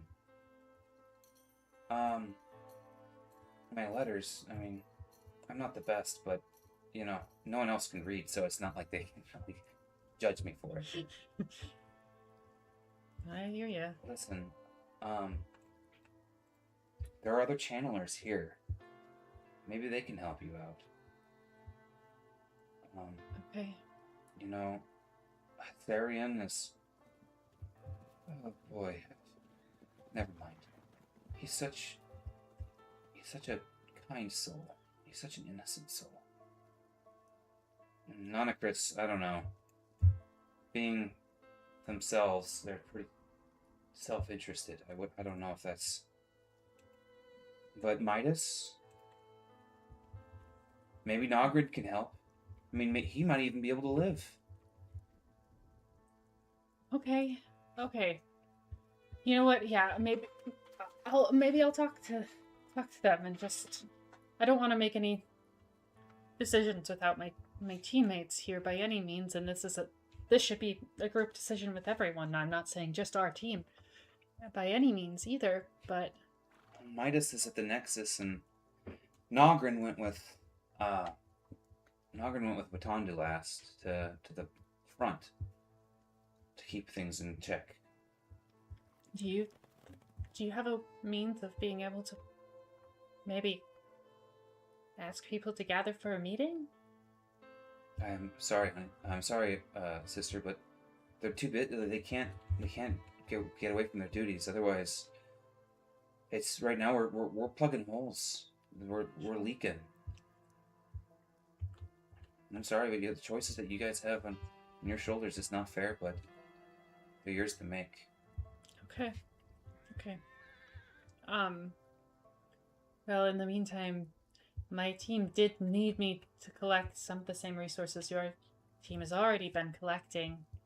If it takes if it helps you get take care of this whole problem, then just take whatever you need, sister. Of course. There's no better use for it. Then let me help you out for a couple of days while I mull this all over and wait for the rest of my team to get here. I just want to spend, like, you know, a chunk of time helping him, however. Yeah. By, you know, helping the group, however my services are best Yeah. used. Roll a knowledge or a I would say roll a knowledge people or a survival check, your choice. But let me know which one you're. Yep, considering. I'm going to do survival. I have yellow in that. 3 success, 2 advantage. Yeah, you make use of your exemplary survival skills and start preparing for the night fade that is sure to come here in the near future, making sure people have plenty sources of light and are stocked to be able to outlast that time should things escalate. You help make sure that the roving groups of people or migrating groups of people are accounted for as far as inventories go, to make sure that people don't deal with food shortages, and you help make sure that people realize that as a migratory group that, you know, people aren't staying in one space for too long and practicing unhygienic practices and creating a situation where plagues can break out. Meanwhile, let's go back to the rest of the group. Meanwhile, it takes a while longer, but the hiring group manages to come across another seemingly capable individual who might be able to help them on their quests. A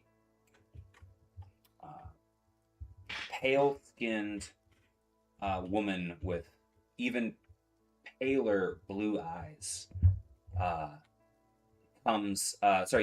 is tracked down in the upper tier of the city after a word had gotten out that there was someone who had stopped in from the Highlands and it checks in on the steeds of the Highlands every once in a while. A notorious ranger with bleached blonde hair pulled back behind a circlet that reveals pointed ears on their pale complexion, indicative of signs of being one of the leavened blood, a person of a human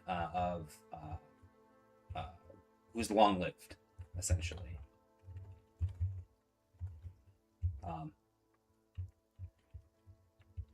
What do you guys say as you approach? Looking for somebody who may have died at one point and gotten better. Someone who knows through many experiences that they can fight and fight a variety of horrors. And someone who's comfortable putting themselves in a situation where they may die a horrific death at any moment.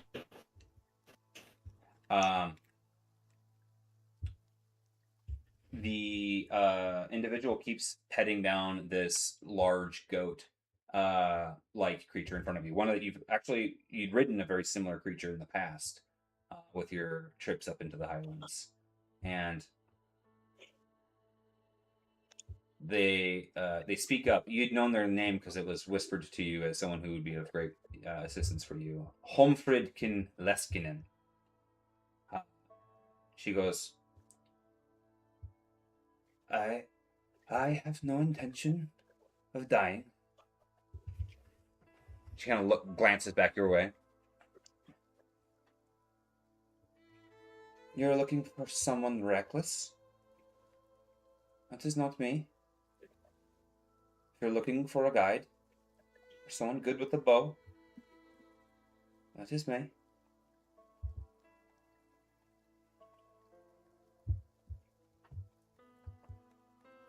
So what are your specialties? Just being a guide? She's very good with a bow as well. Yeah. Okay. Is naturally comfortable out in far afield in the most rugged of terrain and hazardous atmospheres.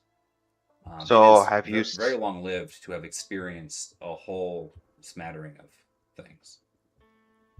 So have you seen combat or partaken in combat? I have. I've dealt with great hunts. I've dealt with tribal skirmishes. I've killed in ways that are both honorable and in ways that are necessary. All right. So if you're here, you must know what we are doing. You guys had to go and find her. He goes, oh, okay. Who is it that I'm speaking to? You seem to know me. That's not fair. I am. My name is. I want to phrase this very carefully. Well, depending on. Is there a way to do that? To just say like. You can say, "Call me Ilya," or you can say, "I go by," instead of being like, "My name is Ilya, son of the blah blah blah." Like. They call me Ilya. I am of the Winterlands. And I am nods her head. Nash, formerly Bull. Homfrid Kineskin. My home is a Mattisbold, but I haven't been there in years. I have been in the woodlands. I have been in. She goes, I have traveled to the Winterlands. What village are you from?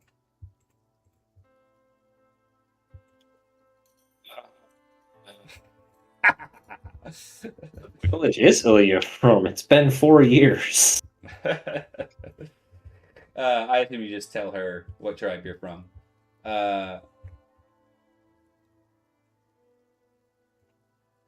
Which you don't need to have off the top of your head. It's fine. I was raised by very superstitious people in Bronton. Oh, nice. Bronton? That's good folk. They mean well. They got a lot of work for someone like me.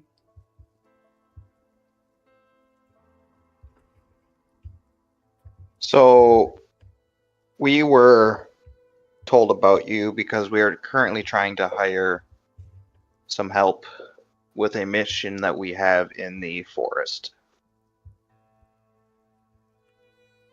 Yes. that could potentially save the entire forest. And the world. That kind of perks her attention. She furrows her brow. Is that bad, huh? Yeah, and then between me and Ilya, I assume that we just quickly explain what we're doing in the forest with Cinder and whatnot. Yeah, it seems to have struck a chord with her. She's not one to put herself in harm's way unnecessarily, but it does seem that she is very upset that that wildlife would be put at risk, and seems very interested in the quest, as someone who sees themselves as a benefactor as well as a steward of the lands outside of the cities. All right. So then I go on explaining that we're looking for the right person, and of course, for the right person is the right price.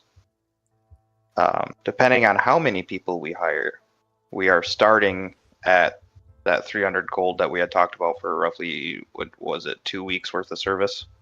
Because 200 would have been the going rate. So Yep. I upped it by 100.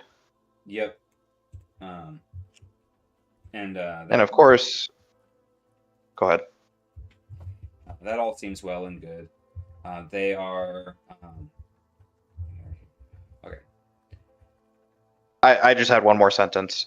And of course, if we don't hire as many people as we're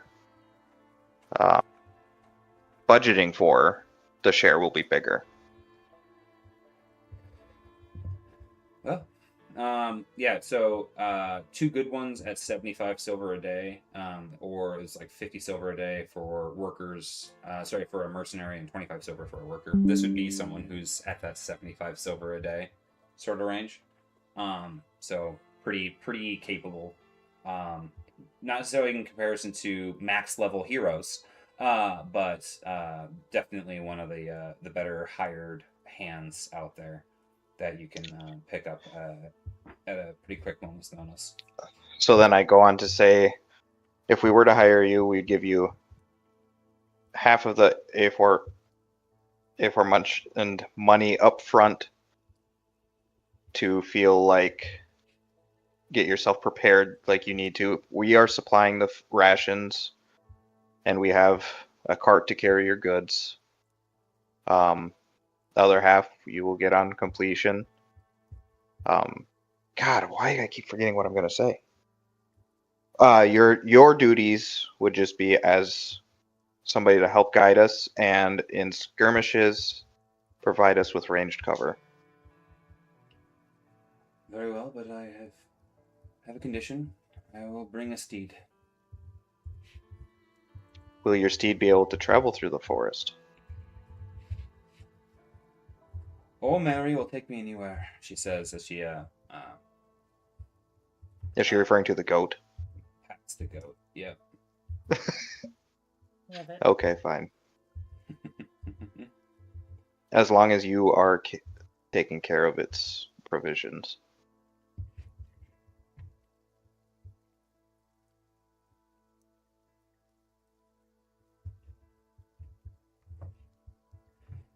Stanig Agaslas. That was the name of Eli's character as the goat broker.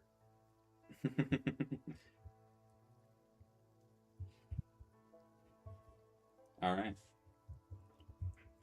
She agrees to your terms and is ready whenever you guys are to set out. All right, and then I give her the. So, I'm sorry. What price per day did you give me? 75 silver per day. 75 silver per day. I'm just doing the math here real quick. We're just gonna figure 14 days. Oh my god. My brain is fried. Just mark off like. So I will give her the 500 silver up front. Yeah, perfect. That sounds fine. Well, yeah, so you give her 500 silver up front, or 75 silver a day. Got it. That'll basically cover for the 1 week. Yeah, for a week. Yep. Okie doke.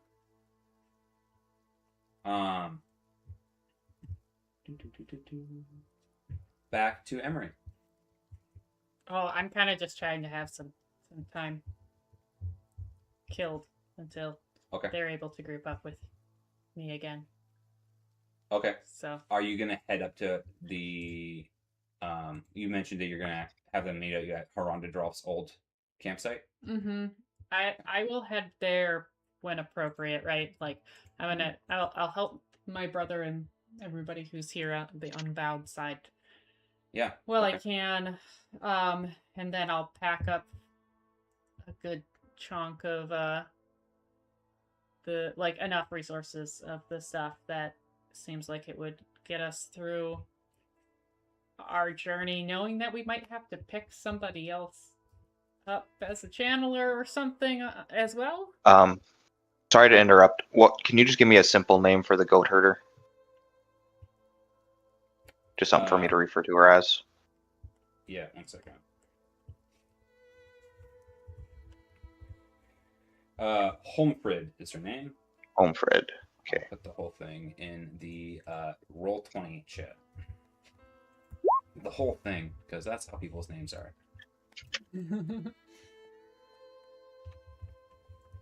Homefred Kinleskinen. Okay, you can continue, Sarah.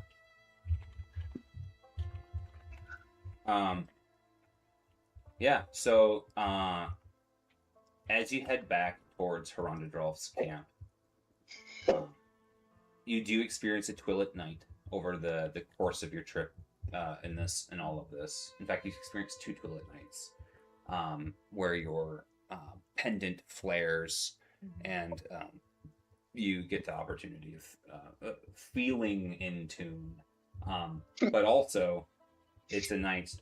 It's a time where you hear the no one sleeps well in the forest because things get especially bad over a twilight night, which you know is even worse in the Gnarlwood. But the singers have a hard time keeping the corpse fleas in check. Feral animals that that Midas has been holding in check in the Nexus, even the woods, the trees themselves seem to attempt to consume folks on those nights. But eventually you continue to make your way back up and towards the Harondadrolf's original camp spot. Okay. On the way, you pass by the Buckums within sight, essentially. And what do I see? What do my eagle eyes see? One thing that you see is from the road before you get to the Buckums, is you see. I'm assuming it's a pretty good amount of times, probably since you've been doing all this work. You see that the road is lined with stakes, and those stakes have heads on them. Ugh. What heads? As you get closer, you notice. In fact, some of the folks heading in the opposite direction back into the woods mentioned the grizzly site and how displeased they were with it. Their woolen heads.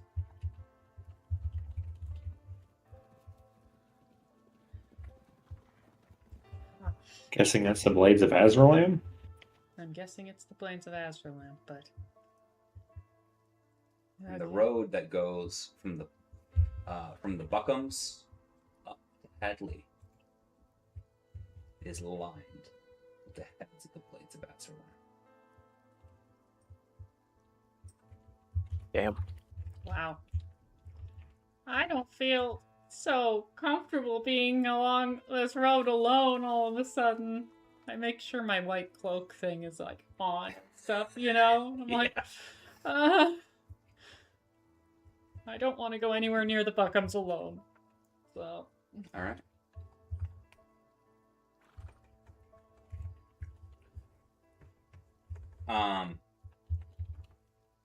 If there's time before the other people get there, I would be looking for signs like I sound like a really desperate like ex-girlfriend right now, but I'm about to say I'm just looking to see if maybe he left a note explaining why he left, why he didn't wait. Would you like to send a story point?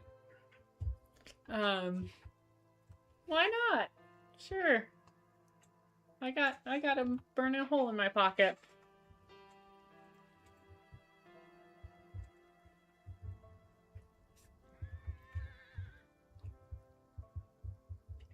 One second.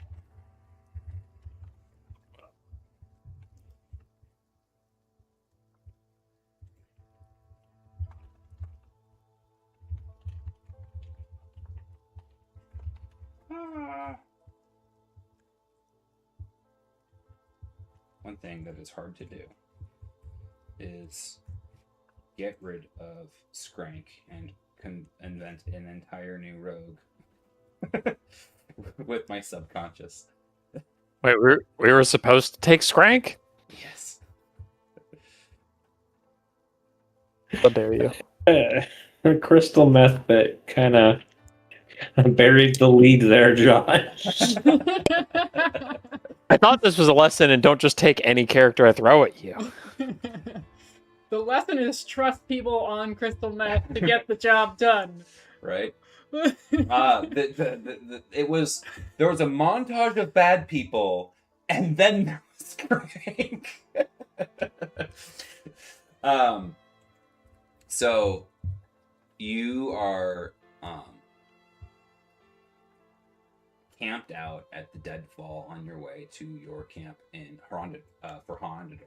Mm-hmm. And as you go to camp there, you find another figure. This one appears to have made a few quick thrown a tarp over a part of the burnt out building on a portion of it. And underneath, you see a cloaked skeletal figure. Like skeletal? Like... Yes. But there is a fire in front of them, and they have their legs crossed, and a bag next to them. Okay, A horse is tied up. So, I'm imagining it's got like 2 walls. Sure. This run-out shelter. I'm gonna make sure my like white cloak's really showing, you know, and try to hail, you know, from a distance, not spook anybody. They stand up. They walk past the light towards the shelter, and they take their cloak and turn it around and hang it on the outside of the shelter. So that way, the parlay sign is reciprocated. I was just waiting for you to be like, it's blood red, right? Like, one-on-one duel with the skeleton, let's go. No. Okay, I'll go talk to this mysterious skelly boy. Or girl. Yeah. Skelly person. As you get closer, and enter into this space, with this figure, it is someone that you know, Duke the Woodward from the Buckums. Okay. I do. He goes, "The Covey works in mysterious ways."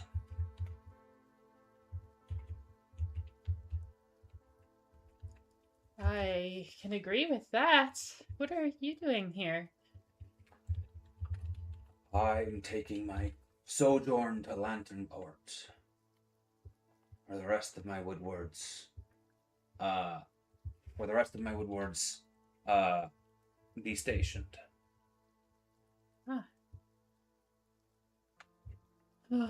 This used to be someone's campsite who I thought was going to be an ally, but We're at Deadfall, on your way to Rotterdorf's. Oh, at the Deadfall. This Sorry. is where the lumberyard where everyone got murdered. Got it. Okay.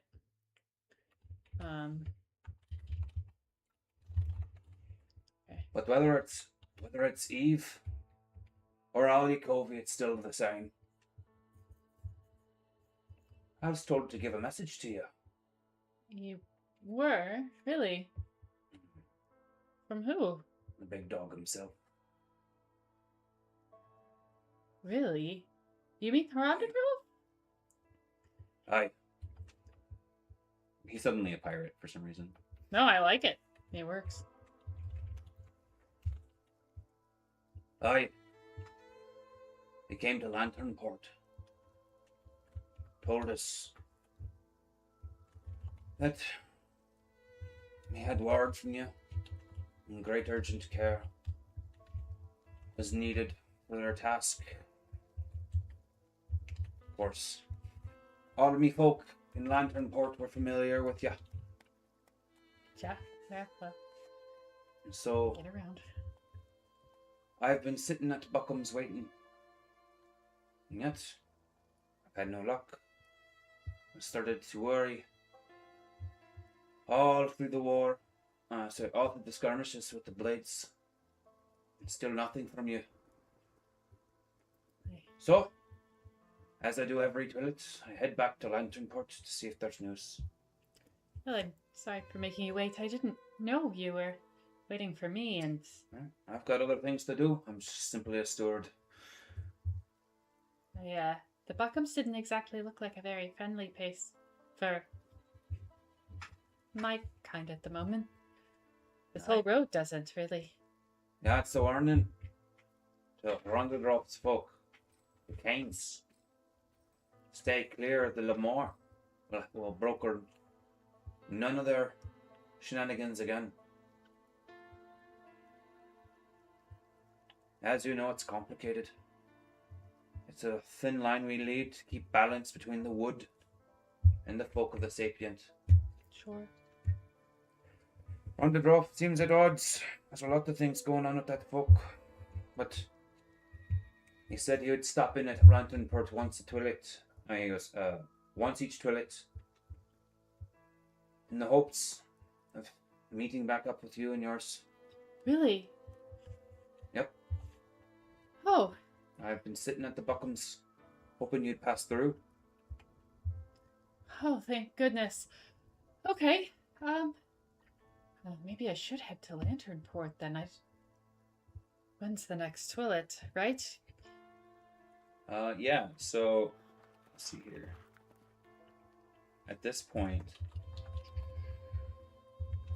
I'm trying to keep track of both your timeline and the timeline that the other group was on before this flashback. Essentially, the group is leaving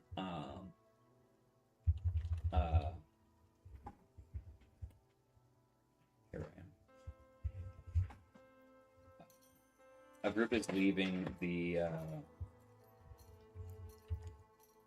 Lamore about 12 days into a toilet. So I would say that there's probably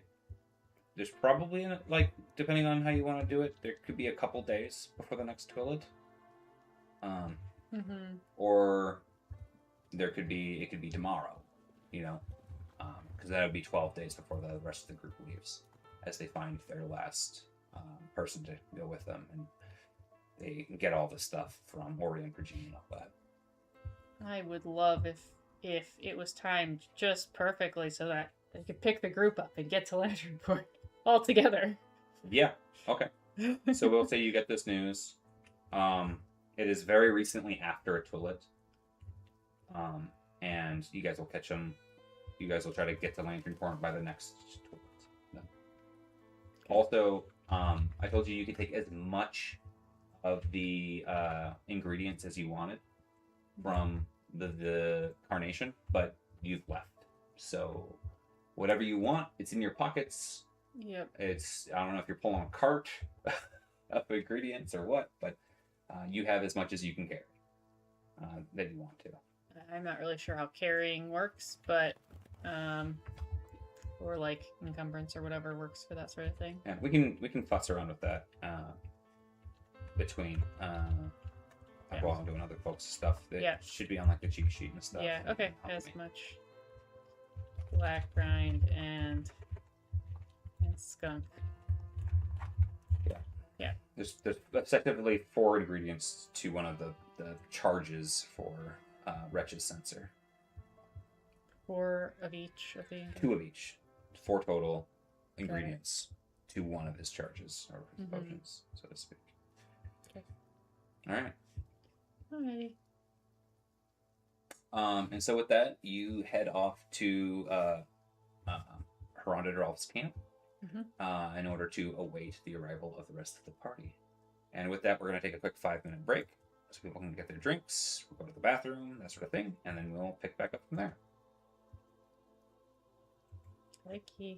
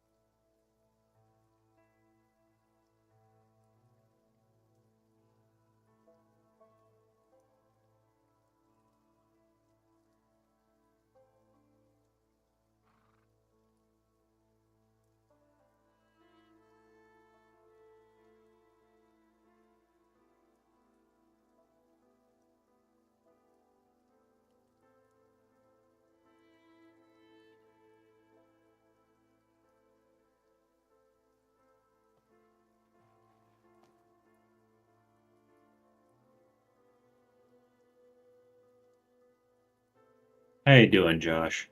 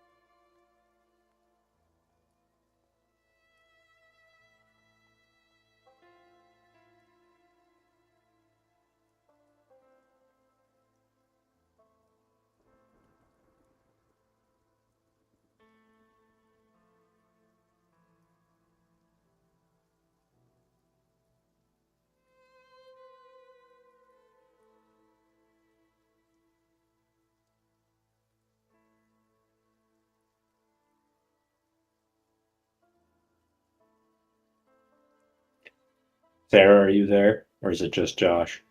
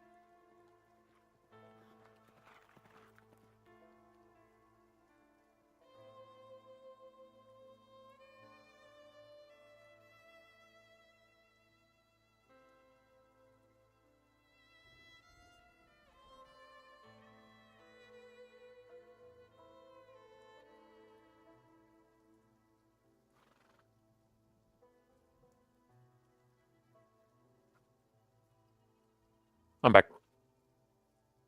Yeah?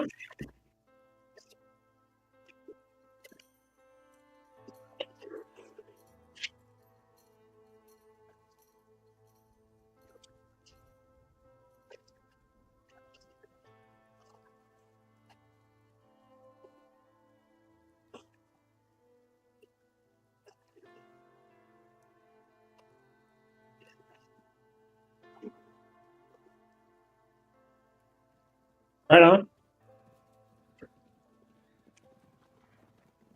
I tried and failed to get the Harley started.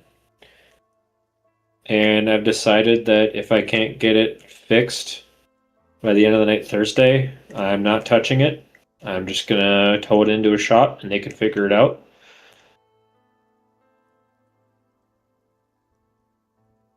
Mm. Yeah, I literally rebuilt the engine, and now some bullshit's going on with the ignition coil. I don't know what it is, but it won't spark at all. Yeah, I wish I could help you, but you're light years ahead of me on that stuff. So if you can't figure it out, then take it in. Yeah, because it's bikes are meant to be ridden, not taken apart and put back together every year. Mm-hmm. Yeah.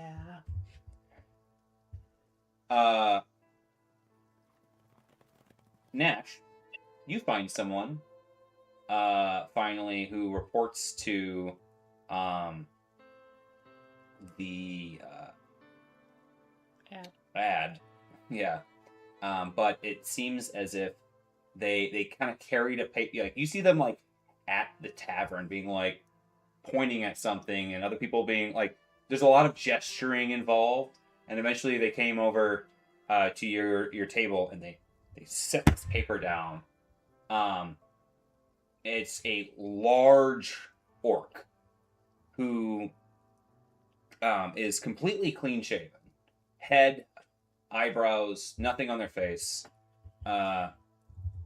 and their skin is a dark blue green, very very dark, which is kind of unusual. A lot of them are much closer to like a fair light complexion, and they appear to have skins of all sorts that they're wearing, and nothing that you're familiar with, like not creatures from the woodlands. They've got appears to be a glaive that they've been walking around with, actually, almost like a walking stick, and they pull the chair out to sit in with across from you folks. And one thing that you notice is that they're actually pretty quiet. Like they've got almost like hide slippers on their feet. That seems to have muffled the sound of them approaching.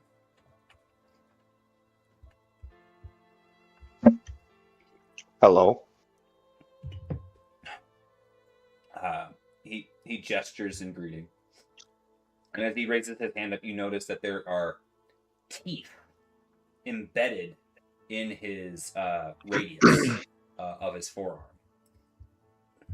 Just quick thematics. When he walked up, did it seem like he wanted to talk to us, or like he was sitting down? Okay. Yeah, he gestures. So he has an idea that we're the ones that put up the poster. Yeah, he gestures towards Basically. it Okay. and gestures towards you guys, and then gestures towards himself. Can you speak?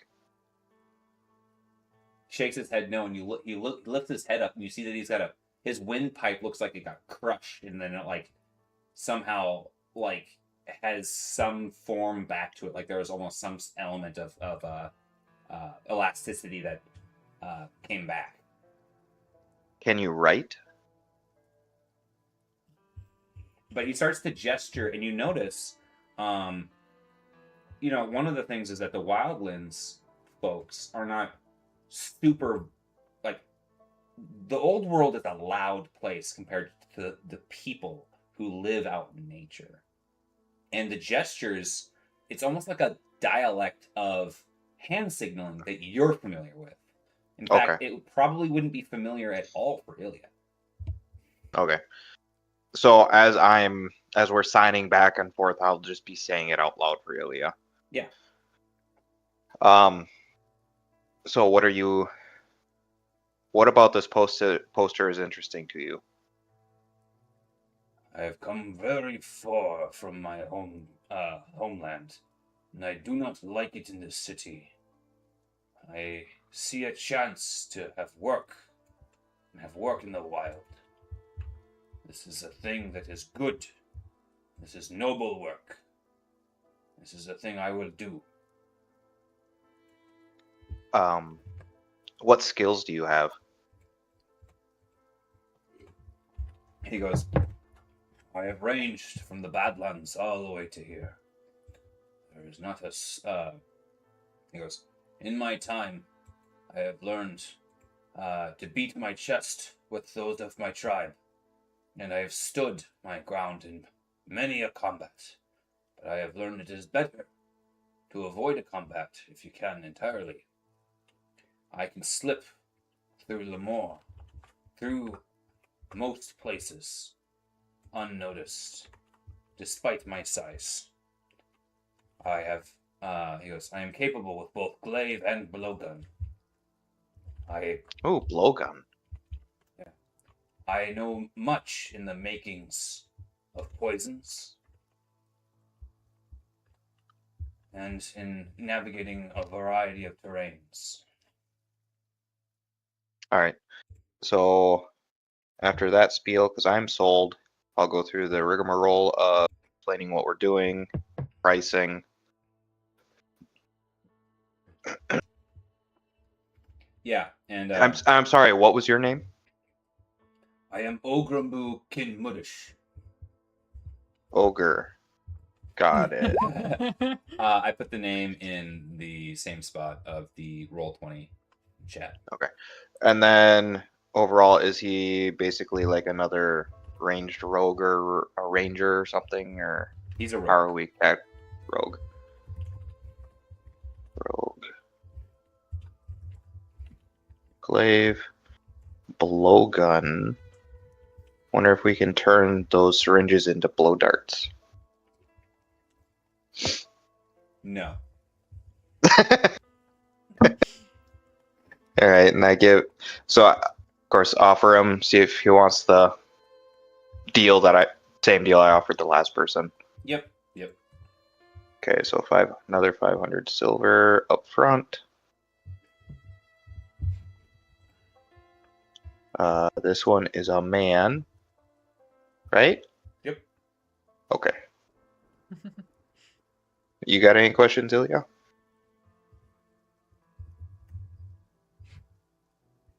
The most horrifying thing. Yep. Hello. What's the most horrifying thing you've ever fought, and how close have you come to death?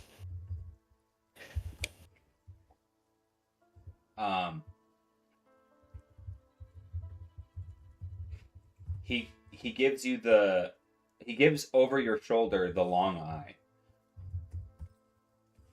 And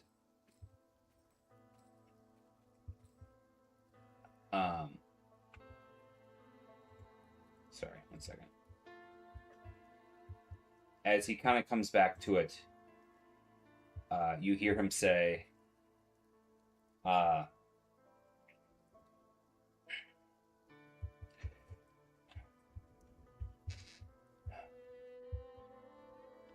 denizens of Actually, you don't hear him say anything. He looks over at Nash, and he gestures. And it's a gesture for, like, horror. And there's not really a word for it in the Wildlands for what he's trying to describe. But he grabs a piece of charcoal and he grabs the back of that ad. He flips it over, and you see him make this dark oval.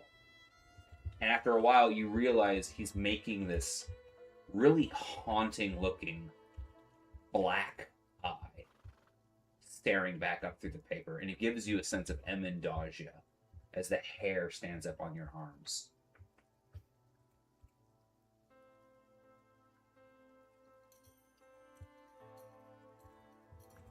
He has fought Sauron's eye.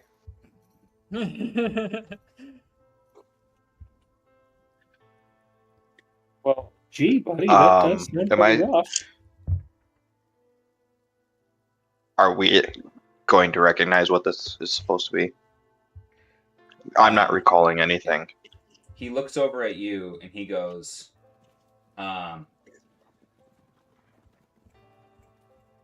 he does another gesture, and what he basically says is, the devils are loose. The devils are loose in the Badlands. Oh, he has fought demons. Literal demons.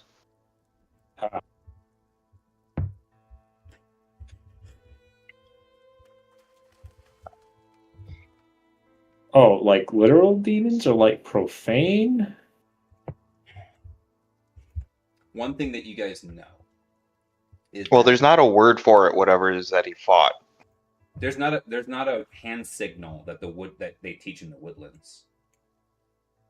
But there is a word that strikes you, Ilya, that people speak of in Lemoore, and people tell, especially this far south, that they tell their kids stories of at night, and that is of the Yaugai, the blue devils of the south. Right now, that Leonin that you guys talked to earlier is a refugee from an onslaught of devils that are invading the Wildlands from the Badlands.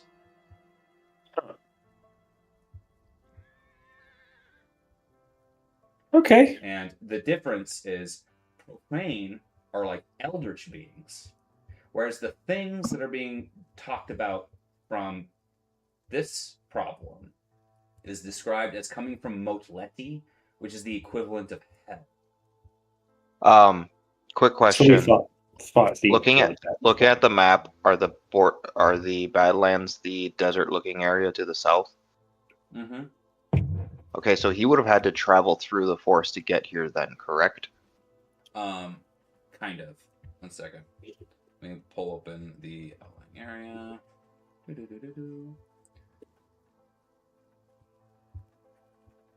So this is the world map. Ignore the right side. It's not real. Nobody knows it. What? Oh, just like nobody knows. Oh, yeah. No one knows about the Asante Islands and stuff. Yeah. Yeah.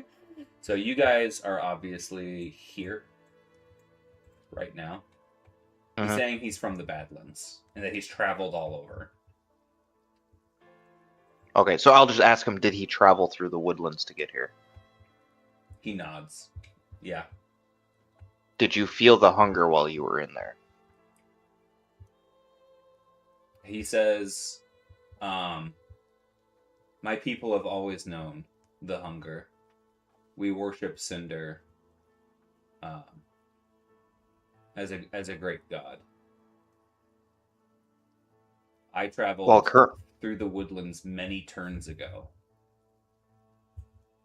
The hunger in the woodlands has gotten way worse. It could overpower you. It overpowered me a couple times, and I'm from the woodlands. But we have a concoction to lessen the effects. You speak of a problem and a solution. Do you think your quest's doomed? Question for me? Yes. Do you No, think your quest is doomed? No, I think there's a chance we can pull it off. I don't think we're going in there to die. Going in there to win, but we have fought many horrors, and this will be... Stop saying horror. There's no way for me to sign horror. Fought big scary things. Like a grr face, like claws that come on out of it. Like Ilya tries to hand sign the giant corpse monsters and like just smashes his hands together, makes devil horns on top of them, and this is the worst thing. I guess if he's familiar with Cinder and those guys, he might be familiar with that Eye of the Storm we went to, whatever plane of existence that is, Azralam. So I'll explain to him that we've been to Azralam and back and survived. Yeah, kind of survived. I survived. A few other died. Corpeo Corpus and Insomnia Infinitum. Yeah, the world engine. I exploded. Well, no, you didn't explode. You splatted. Sounds less. I was turned into mist. I got better. He signs and he says, I have experienced hopelessness. I will not face such again. And he sticks out his chin as if, confident, essentially. So, yeah, buddy. You think you can do it? Saying he's coming with, or is he turning it down? No, he's good. He wants to come. Okay. All right. Sounds good. All right. I have a little side thing. Please. Now that I'm a little bit out of under Ranch's eye a little bit, I take the 10 nights necessary to learn this witchcraft spell. It's just a tome of fire. It's not actually bad. You learned Fireball? I learned Fireball. Is it Fireball or even it's this Firebolt, right? It's Immolate. Oh yeah. You can light someone up. I can light them up. Nice. Yep. But Very good. Smoke them while you got them. Yep. Exactly. Okay. Now we have Emery holding out in the rest of the party, I believe, ready to go. Speak now or forever hold your peace on prep. Let's go. Okay. Do it. So we only hired the 2 people then? Yep. Nobody else comes? Okay. To hire 2 people of good quality. So. Okay. I was just asking, man. God damn. Yeah. Don't gotta bite my head off. I'm a Rudy Protrudy, though. It's in my nature. Okay. With that, the party bids farewell to Lamore for potentially the last time. Bye, Lamore. Bye-bye. You guys head on out into the farmland. I guess this is a better backdrop for now. As you travel, it takes you a couple of days, but you do end up. Actually, give me a survival check. Someone from the party of 3. Was that?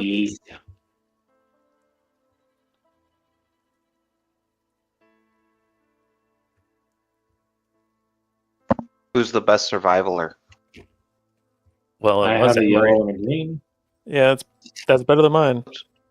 Let me see. Survivally, I've got 2 yellows. I guess it's you, buddy. See if I survivaler. 1 and 2. All right.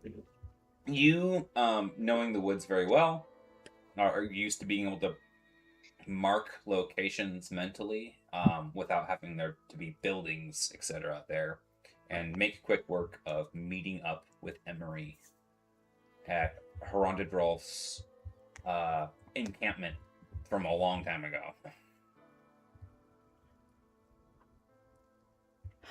Okay. As soon as Emery sees you guys again, she runs up so happy, like tears in her eyes almost, as she sees you guys and gives you all big hugs, whether you Yay! accept them or not. But Including the new guys? No. She does that weird thing that happens in a group sometimes, where like you hug 4 people and then you like kind of like go up and you're like, I don't know these people, but my arms are open. Oh, yeah. I just turn to them, and I'm like, you don't have to hug her. Homefred looks super pissy. Like, no. Yeah, so we introduce each other and everything. Again, this is a Homefred, and this is Ogre, and this is Homefred's goat. Mary. Hi. Hi. She kind of like furrows an eyebrow a bit, and Ogrenbu gestures towards you and basically says, "And the party has become 6." Sure. Come, sit. I have a lot to tell you.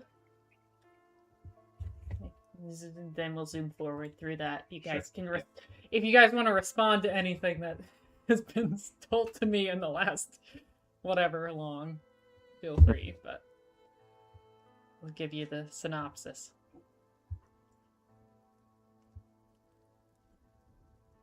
I'm sorry, could you go over that for the class? There's a lot still going on in the forest, but the good guys, our guys, have pushed back the people quite the other people. Now they call them the herd quite a bit. Okay, which is fine, but they kind of use those corpse fleas to do that, which is a little iffy. Not the best method. Maybe it's kind of bad warfare tactics, but whatever. At least they're pushed back, and we're kind of at a. I mean, there's still war, but at least the ground is kind of more mutually split than when we left. My brother's doing good. But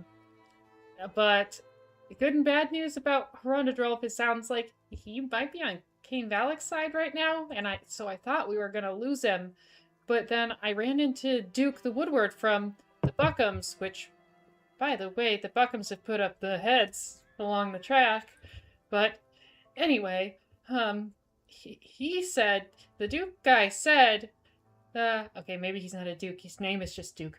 Anyway, that Herondadolf left a message for us that he'd come to Lanternport every twillet, and in the hopes of maybe still meeting up with us. So I think if we leave now, we've got enough time to catch him there.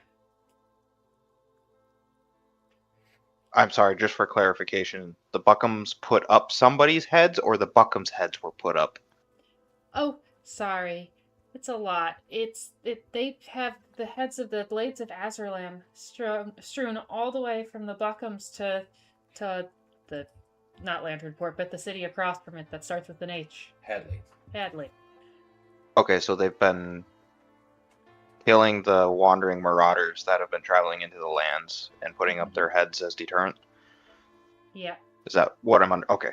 Yeah. And this is the first news, Nash, that you get that both Stefania O'Day, that Vasilla Bloom, your rival, is dead, as well as Aru Ilatu, your warband best friend. Did I kill him? No. Okay. Was it me? You opted out.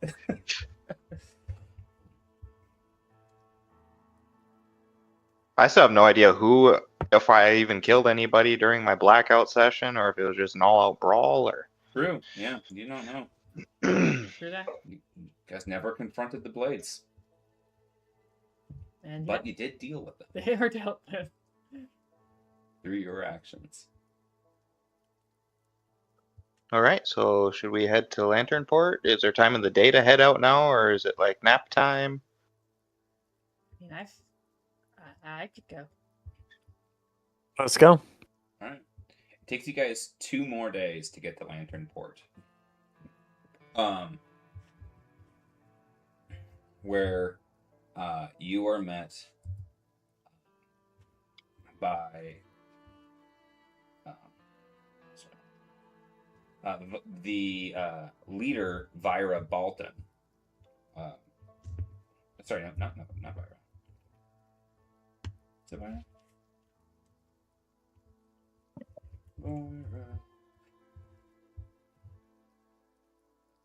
Yeah.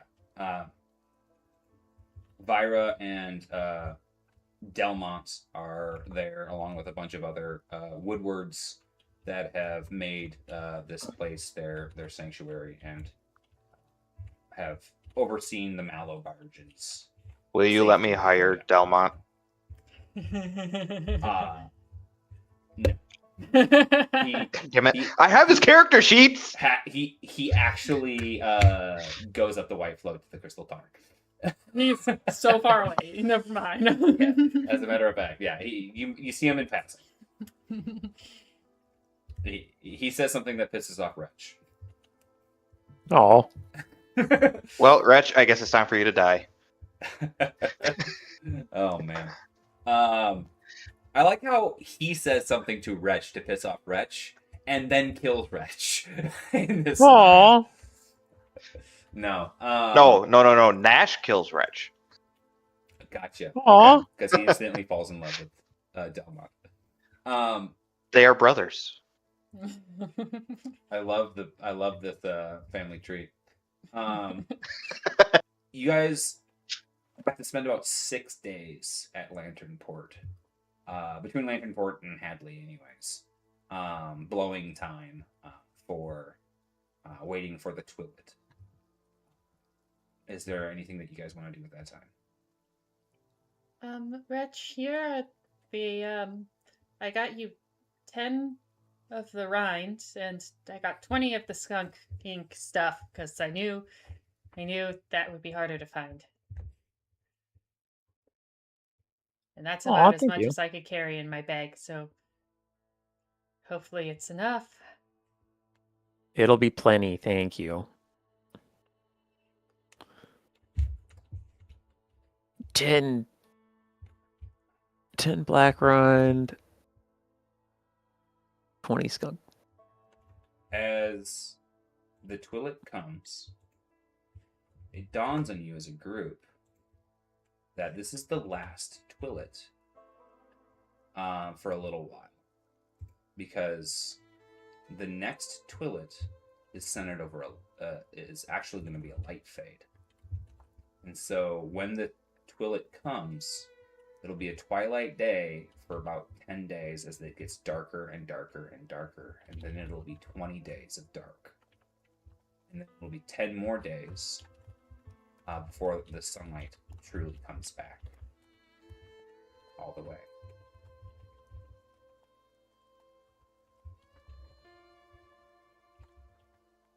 Sounds ominous. All right, for so our we just have to upcoming wait fight. here for a while to see if he shows up, basically. Assuming you guys are good at just chilling. Yeah. Yeah, I guess kind of just get an idea of what's going on in Lanternport, if they've been getting ravaged by the symptoms of what's going on in the forest or not, that kind of thing. See if we can just do anything to help while we're waiting. So, one thing that they mentioned at the Woodwards is that while Lanternport remains safe, they've had to withdraw all Malabarges from traveling in the White Flow right now. And they've also had to stop entering the forest right now because it has turned too violent. And so at this point, they're just strongly suggesting no one does anything with that. Trade is not something that they're going to mess with this either. And in fact, there's some shipments that have come down from the Crystal Tarn from up the Fulcrum Stream that they're starting to suggest they turn around and go back the other way. And so there's a lot of pissy merchants and stuff like that as well. And so some of that is actually caused a surge of activity in Hadley as well. Of course, there's a bunch of commotion about what happened in Bilchester nearby as well, and worried about this just like very hard times from all of the local shenanigans, and some people have had even like some weird dreams about a dragon, and so. With all of this, there's just there's a rumor mill of scariness as you kind of are at one of the places that's kind of a hub for transportation in this area. Is this town very big? No, it's not. Okay. In fact, So that's I'll just why kind of Lanternport has to offload a lot of the stuff using the ferry to Hadley. So I guess what I will be doing while waiting there is the hired help. They can just do whatever they want. I'm giving them a leave of absence for now. For me, I'll just kind of wander around town, kind of try and help keep the peace and whatever. Especially if there's forest folk that are trying to get back into the forest and they're being blockaded or whatever. Mm-hmm.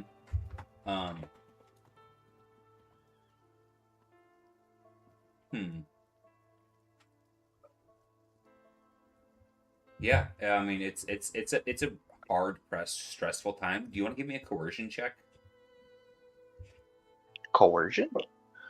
Yeah, I'm assuming you want to use your menacing presence to scare people into doing things and to cow people from starting things. But if you would prefer a different check, then let me know what you'd like to do. No, with your explanation of it, that makes sense.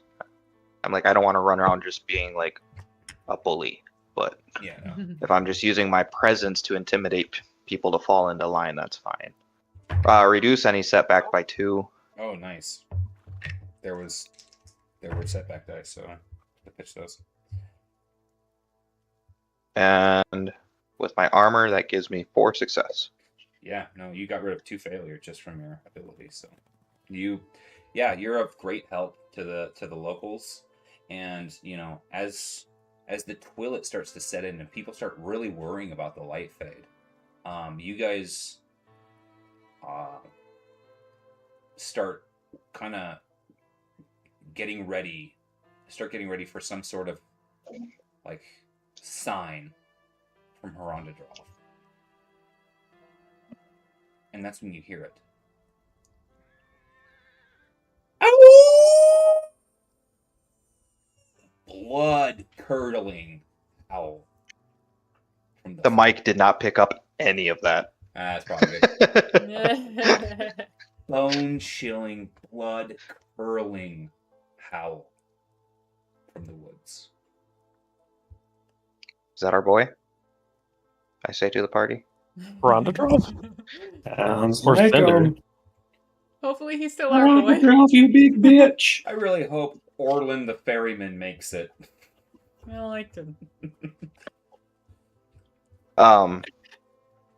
So I guess I'll gather up the hired help and I will explain to our rogue guy to stay within sight of us, but to try and keep yourself hidden. He nods. And Homefred goes, "Is it all right if Mary stays behind for..." She actually considers. She thinks a moment. I think I'll ride Homefred for. Sorry, I think I'll ride Mary for these. And she hops on to Mary the stalwart mountain goat Oh, and notches an arrow instinctively. She intends to be a ways behind you with her longbow at the ready. Yeah, that's fine. As expected. Okay. So I guess as a party, do we approach the howling or wait and see if he approaches? Do we want to try and intercept? Did you say that's where we'll pick up next time with the howling thing, or do you want to go through? Keep going? I did not say that's where we'll start next time, but that's Okay. might certainly be a good stopping point. It's almost 9 o'clock. We can still plan for what we're doing, guys. I think that we should cautiously approach and ascertain if he is in his bloodthirsty madness or if any reason is still with him in this form.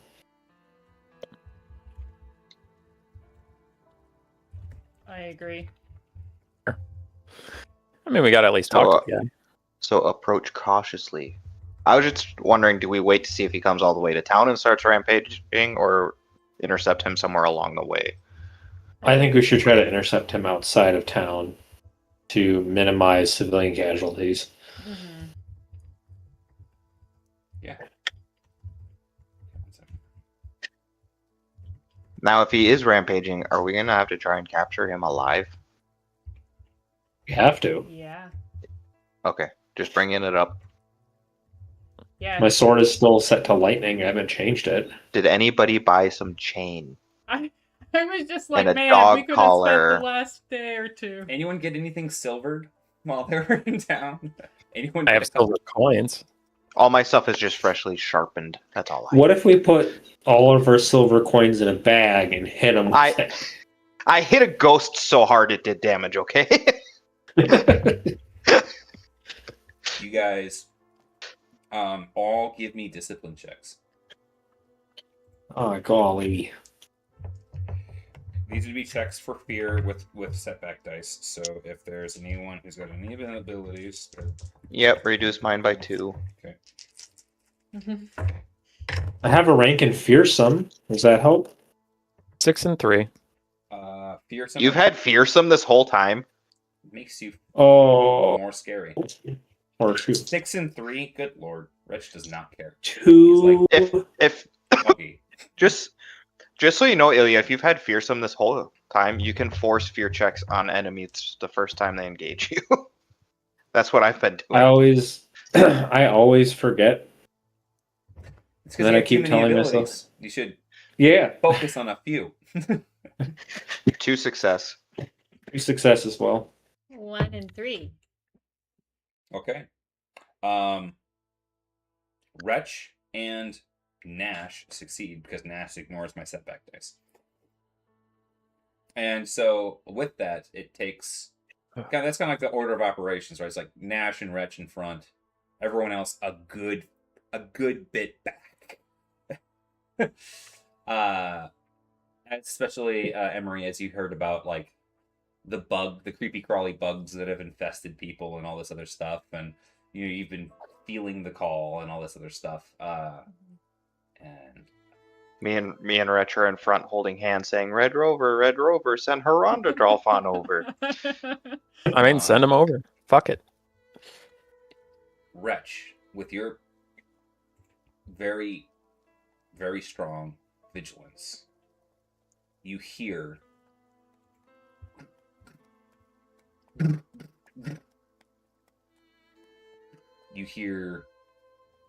bang, wolves. You see yellow eyes, and then they disappear. And then you hear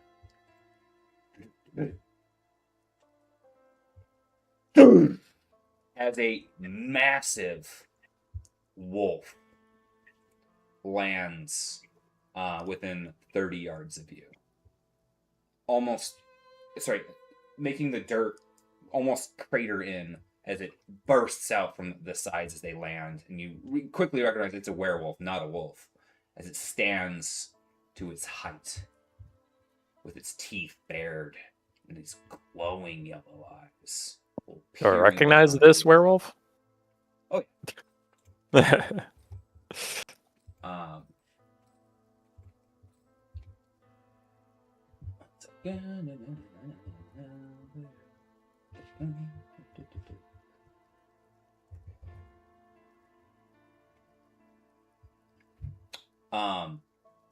as the werewolf sits there, you hear barking and yipping of presumably packs of wolves off in the dark, just beyond sight, except for the keen night vision of Nash.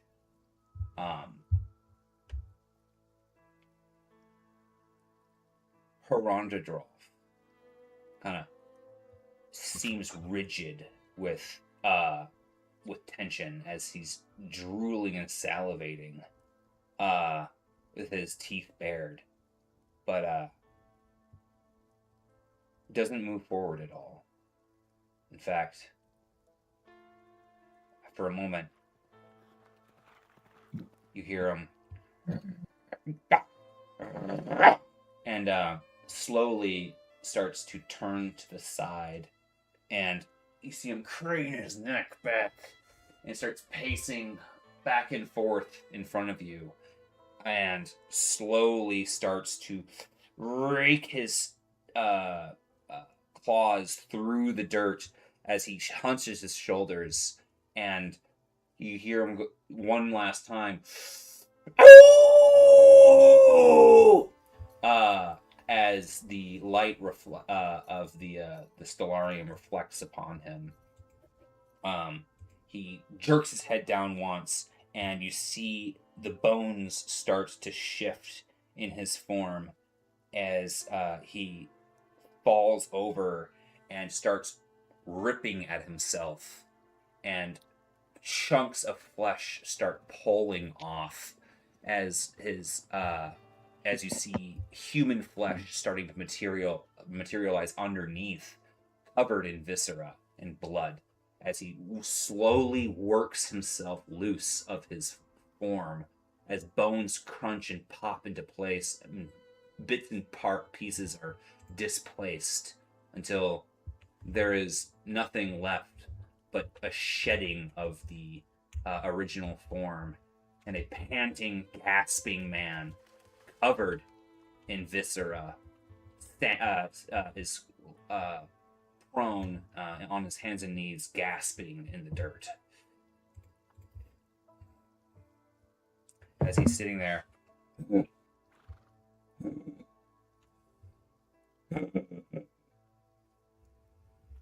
looks over, and with one eye, you see the same presence there, but this yellow eye peers out, peers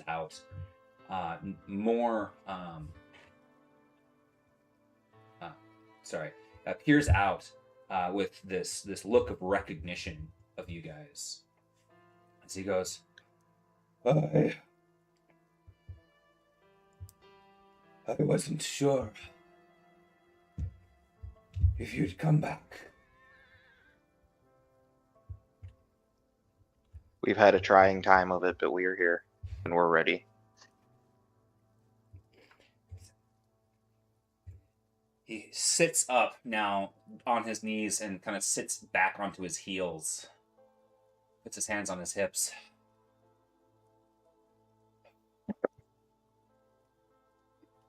These are trying times. Indeed. He kind of wipes some of the blood on him, looks down and licks it. He slowly stands up.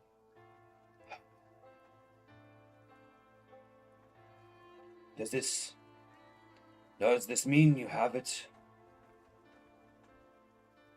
Can you help me, God? Yeah. Does somebody want to explain to him what our plan is? I mean, you don't necessarily have to vocalize it. Just me as a character is gonna have no understanding of what the hell we're doing. I think Ilya wants to explain it. Do we want to pick up there? with our next session?